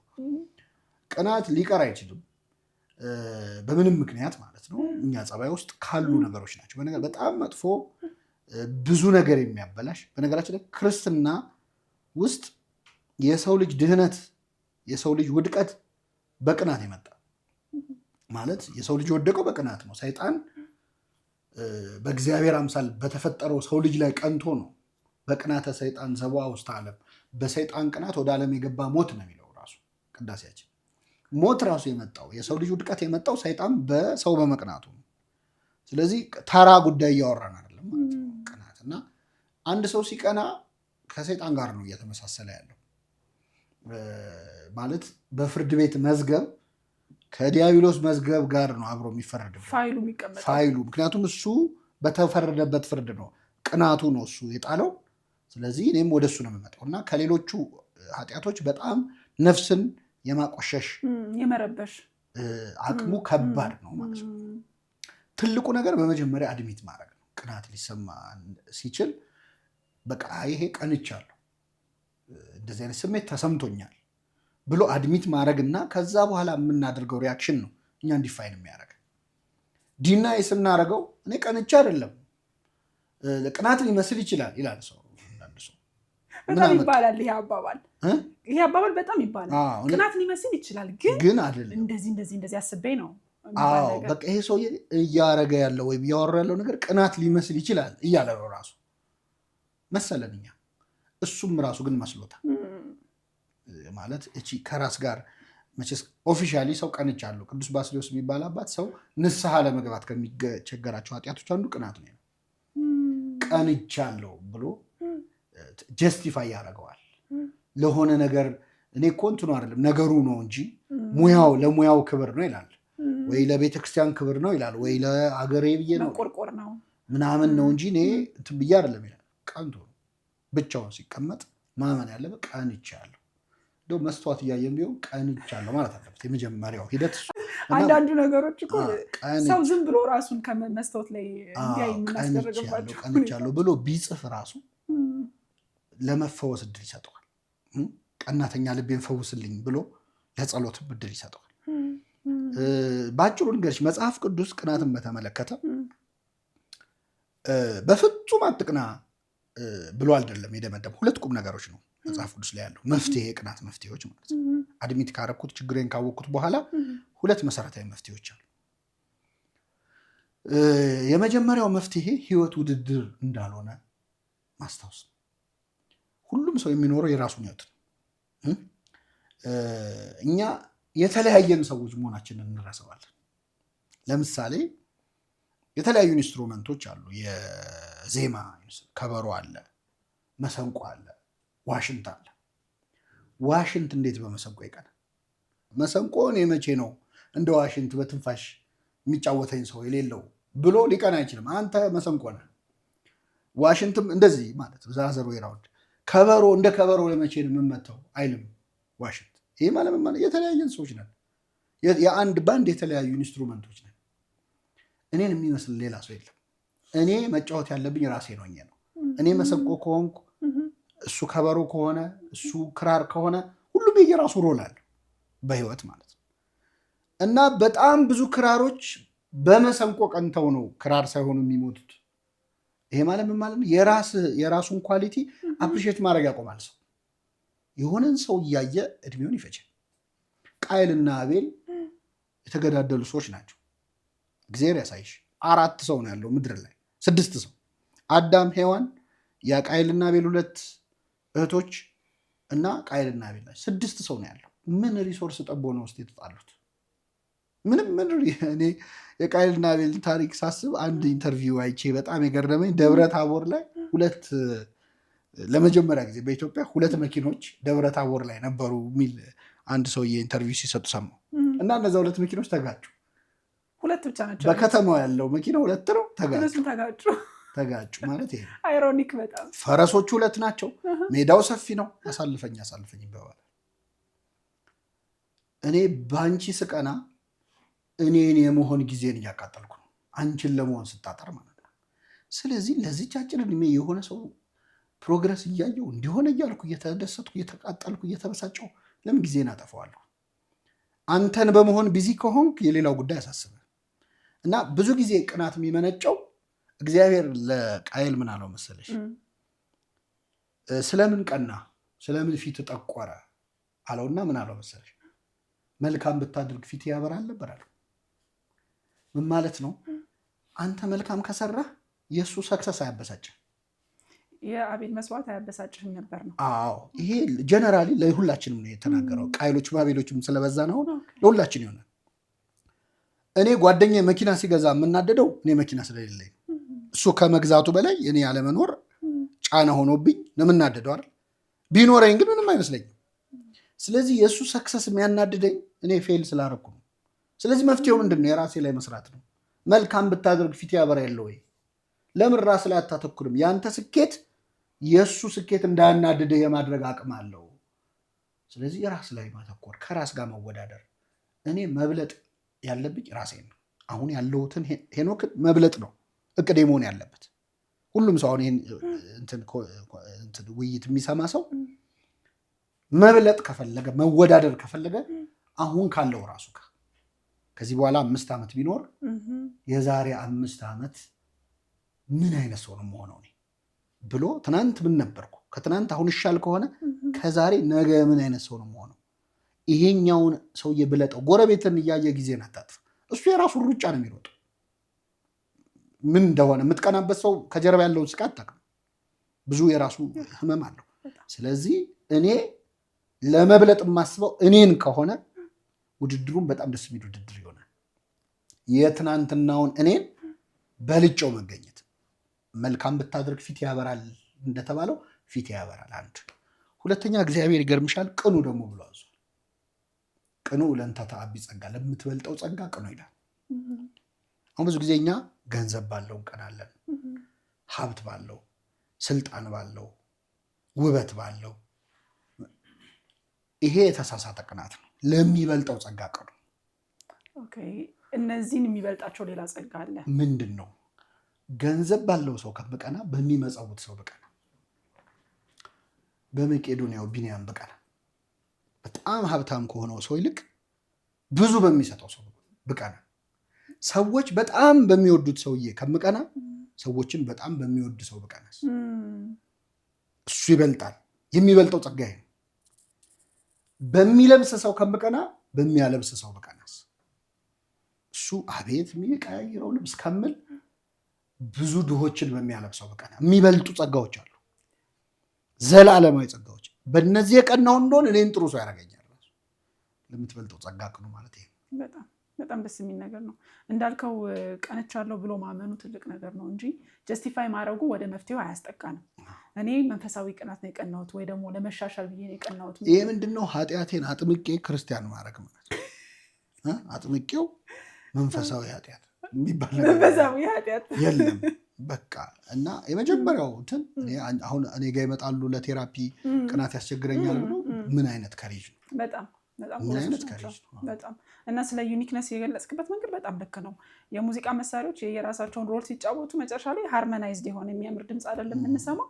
ሁላችንም ግን የሆነን ሰውን ለመሆን ከሆነ የምንሄደው ሁሉም ትራምፔት ከሆነ ሁሉም ሳክስፎን ከሆነ ተበጠበጠ ማለት ነው። እና በጣም ኢምፖርታንት ነገር ነው የነገርከን። መምህር ነህ፣ ጸሐፊ ነህ፣ በጣም ብዙ ቦታ ለአገልግሎት እንደምትጠራ አውቃለሁ እኔ ፐርሰናሊ። ይሄን ራሱ ቪዲዮ ለመቅረጽ ምን ያህል ቦታ ጣበህ እንደመጣህም አውቃለሁኝ በጣም። እና ይሄ ደግሞ በጣም ከባድ ነው፣ ስትረስ ይኖረዋል። በተለይ ጽሁፍ ላይ ሲመጣ ውስጥ መጽሐፍ ሲፈልግ ሞራሉም ሙዱም ሲመጣ አይደለ መጽሐፍ የምትችለው። እንደ ስራ እንደኔ ኮምፒውተር ልከፍት አትችልም መቼ ስለመጽሐፍ። እና እንዴት ነው ስትረስን ማኔጅ የምታደርገው፣ ውጥረትን የምታስተናግደው? ምክንያቱም የሰው ሰው ነህ ብዬ ስለማምን ማለት ነው። ለራስህ ቢሆን ሊቀልህ ይችላል፣ የሰው ሰው ስትሆን ግን በጣም ከባድ ነው የሚሆነው። እንዴት አንድል ታደርገዋለህ? እኔ በእውነት በዚህ ጉዳይ ላይ ብዙ አርአያ የሚሆን የተለየ ፊሎዞፊ የለኝም። ግን አሁን የተረዳኋቸው አንዳንድ ነገሮችን ግን ዝም ብዬ ልንገርሽ። በተለይ ጽሁፍ ላይ ላሉ ሰዎች አንድ ካልተሳሳትኩ ስሟን ጁሊያ ካሜሮን የምትባል ሴት ነች። ካሜሮን ነው መጨረሻው፣ ብቻ ጁሊያ ሊሆን ይችላል ላይሆን ይችላል። እና ዘ አርቲስትስ ወይ የሚል መጽሐፍ ጽፋለች። እና እኔ ሳገኘው 10 ዓመቱን እያከበረ ነበር መጽሐፉ። እና ገርሞኝ በጣም ብዙ ጥሩ ነገሮች አግኝቼበታለሁ። እና እሱን ያስታወሰኝ ግን ምንድን ነው በተለይ ጽሁፍ ላይ ላሉ ሰዎች የተለየ ምንድነው ሙድ እንዲመጣላቸው ወይም የሆነ ነገር ኢንስፓየርድ ሲሆን የምጽፈው የሚለው ነገር በጣም ጊዜ እንደሚያጠፋ ነው አሁን ከብዙዎቹ እዚህ ላይ ካጠኑ ሰዎች እየተረዳን ያለ ነው። ስለዚህ ትልቁ ወሳኝ ስራ እንደምንም ብሎ ራስን ወስዶ ወንበርና ጠረጴዛ ማገናኘት ነው። ከዛ ለተወሰነ ጊዜ ትታገያለሽ። ከዛ በኋላ ግን ፍሎ ማድረጉ አይቀርም። እና ይሄ ቀድሞ ቢገባኝ ጥሩ ነበር ብዬ አስባለሁ። ብዙ ነገር ለመስራት በጣም ብዙ መጽሐፍ እኮ ጽፈሃል። ከዚህ በላይ ትጽፋለህ። ሆነ ያህል ራስን ማስገደድ ያስፈልጋል። ይባላል እኮ በቴራፒም አንዳንዴ ድርጊቱ እንዲመራ የምናደርግበት ሁኔታ አለ። ቢሄቪየር አክቲቬሽን የሚባል በተለይ አሁን ዲፕሬሽን በጣም ለሚያስቸግራቸው ልጆች በፊሊንጋቸው ሊመሩ አይችሉም፣ በአይምሯቸው ሊመሩ አይችሉም። አይምሯቸው የሚለው በጣም እንደደከመው ነው የሚያውቀው።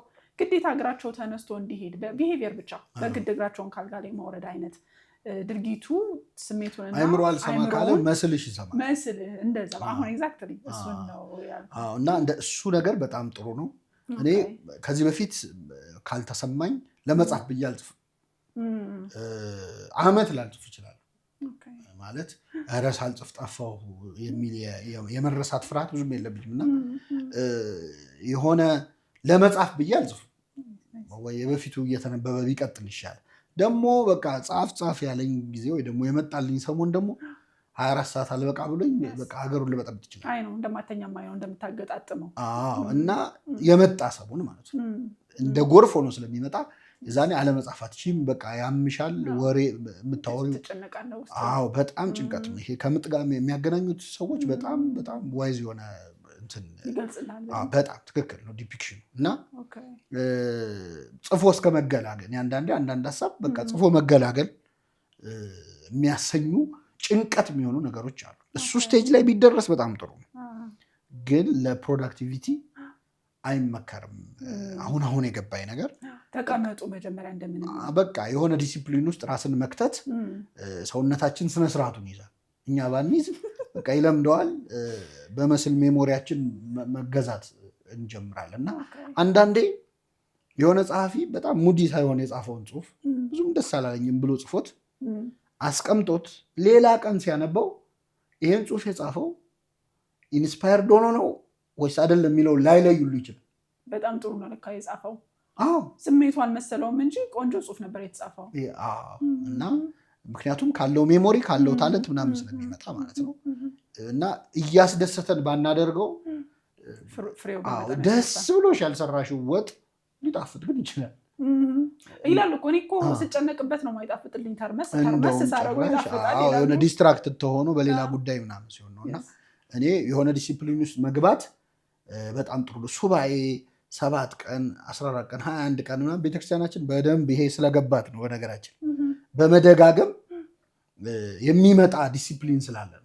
እንደውም ስለ ዲሲፕሊን እጠይቅሃለሁ እያልኩኝ ነበረ እና በዛው ከመለስክልኝ አለ እንደዚህ አይነት ሩቲን ሰዎች ፎርሙሌት እንዲያደርጉ። ምንም ጥርጥር የለውም። ማለት ለምሳሌ አብነት ትምህርት ቤት ባህል ውስጥ አንድ ተማሪ በፍጥነት ስለሄደ በፍጥነት ተምሮ ያወጣል፣ ይመልሱታል።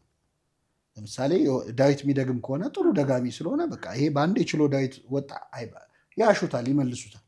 ምክንያቱም ሪዛልቱን ሳይሆን ፕሮሰሱን ነው እንዲያልፍበት የሚፈለገው። በዛ መታሸት ውስጥ እየተሰራ ይመጣል። የራሱን ሩጫ ይሮጣል። የኛ እንግዲህ ከቄስ ትምህርት ቤት እንኳን አብነት ትምህርት በቄስ ትምህርት ቤት ደረጃ እንኳን ሁሉም የየራሱን ሩጫ እንዲሮጥ የሚያረቅ ቅርጽ ነው ያለው። ኢንዲቪጁዋሊስቲክ ነው እንጂ ውድድር ምናምን አንደኛ ሁለተኛ ወጣ የሚባል ቄስ ትምህርት ቤት የለም። ወይ ምነው እሱን ለዓለማዊ ትምህርታችን ብንቀዳው ቢሆን ነው። ሀሁ ሲችል አቦጊዳ ይዞራል። እሱ ሀሁ ላይ ነው፣ አንተ አቦጊዳ ላይ ነው፣ እሱ አንደኛ አንተ ሁለተኛ የሚባል ነገር የለም። እኔ ስችል ከስር ያለውን አስጠናለሁ ምናምን። የራስ ሩጫ መሮጥ ማለት ነው።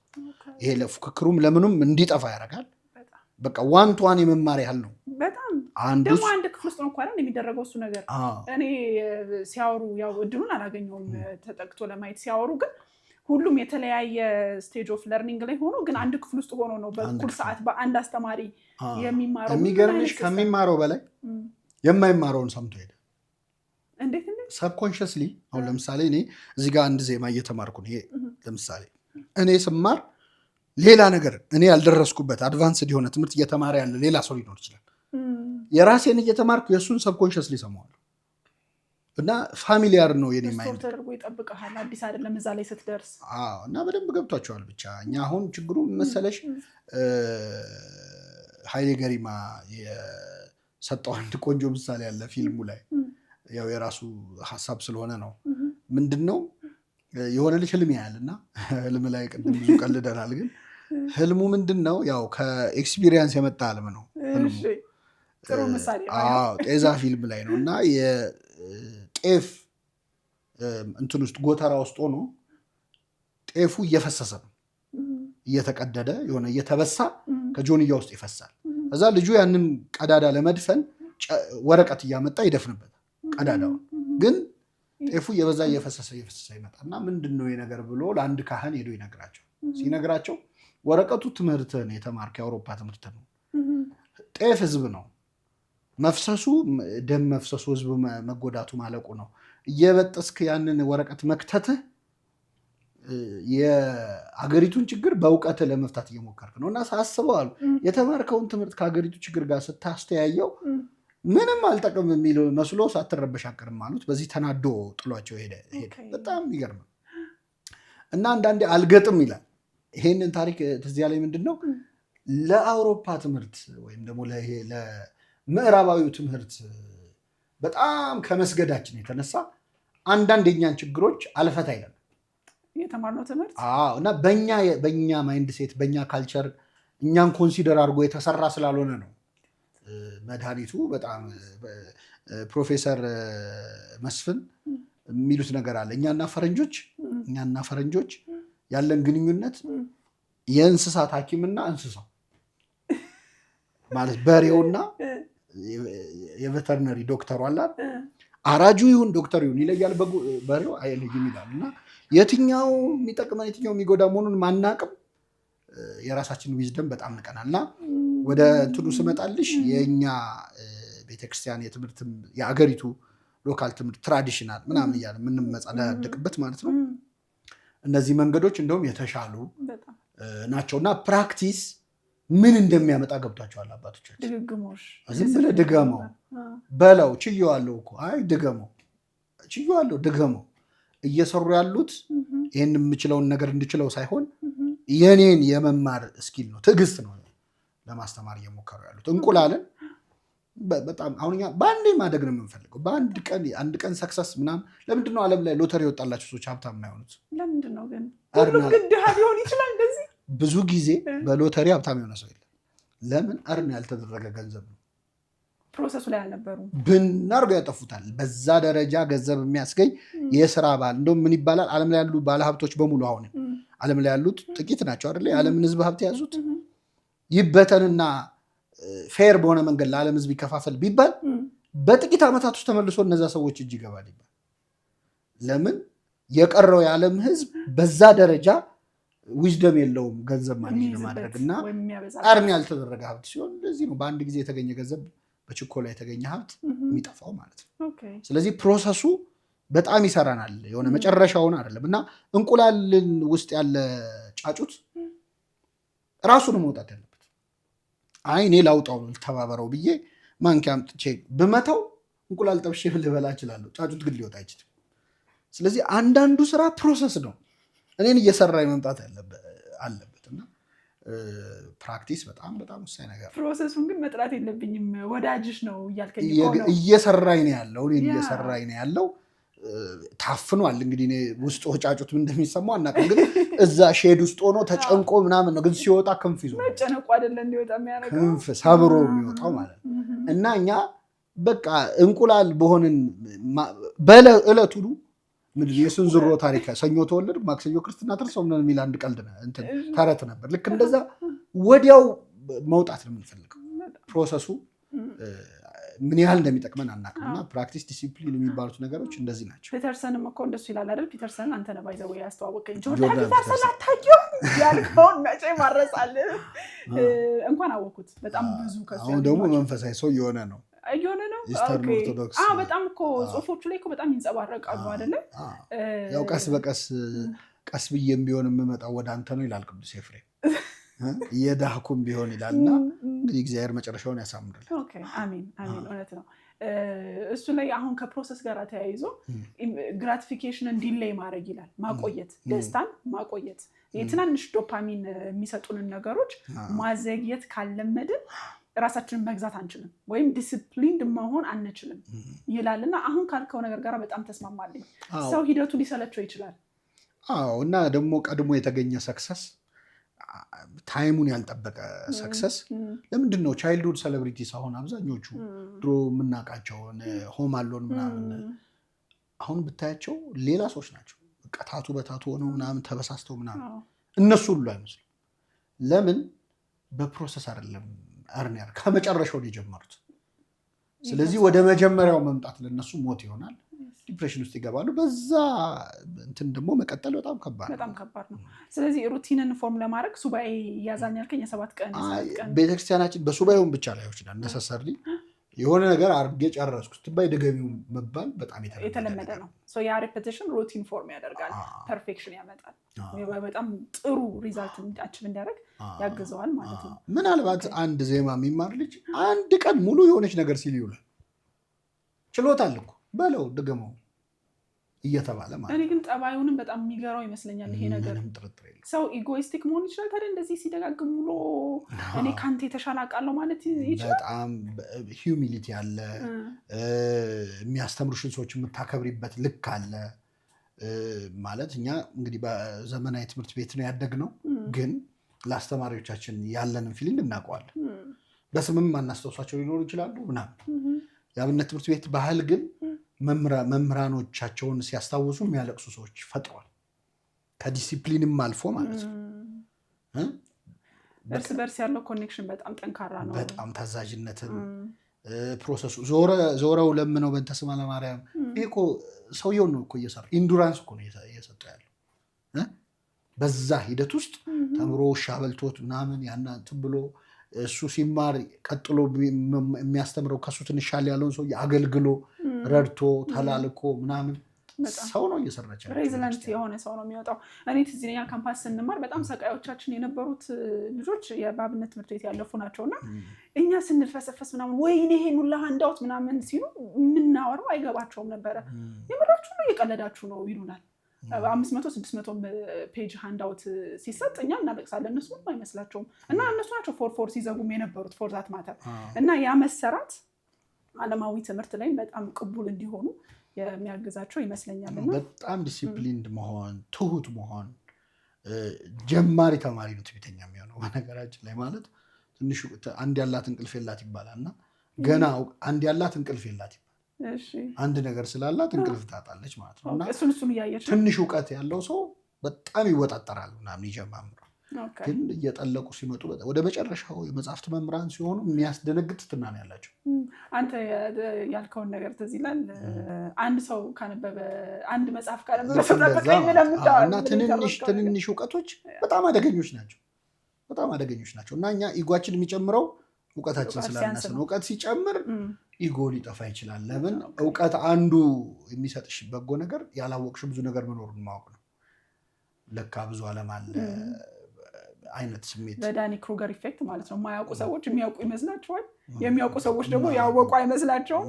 በጣም ከባድ ነገር ይፈጥራል። ስለዚህ ኔጌቲቭሊ ኮረሌትድ ናቸው። እውቀት እየሰፋ ሲሄድ ሂዩሚሊቲ በጣም አለ። እውቀት ካነሰ ደግሞ ኦቨር ኮንፊደንት ምናምን መሆን የሚመጣው ካለማወቅ ነው። አይሲ ዛሬ ከዲያቆን ሄኖክ ኃይሌ ጋር በጣም ብዙ ጽንሰ ሀሳቦችን አንስተን አውርተናል።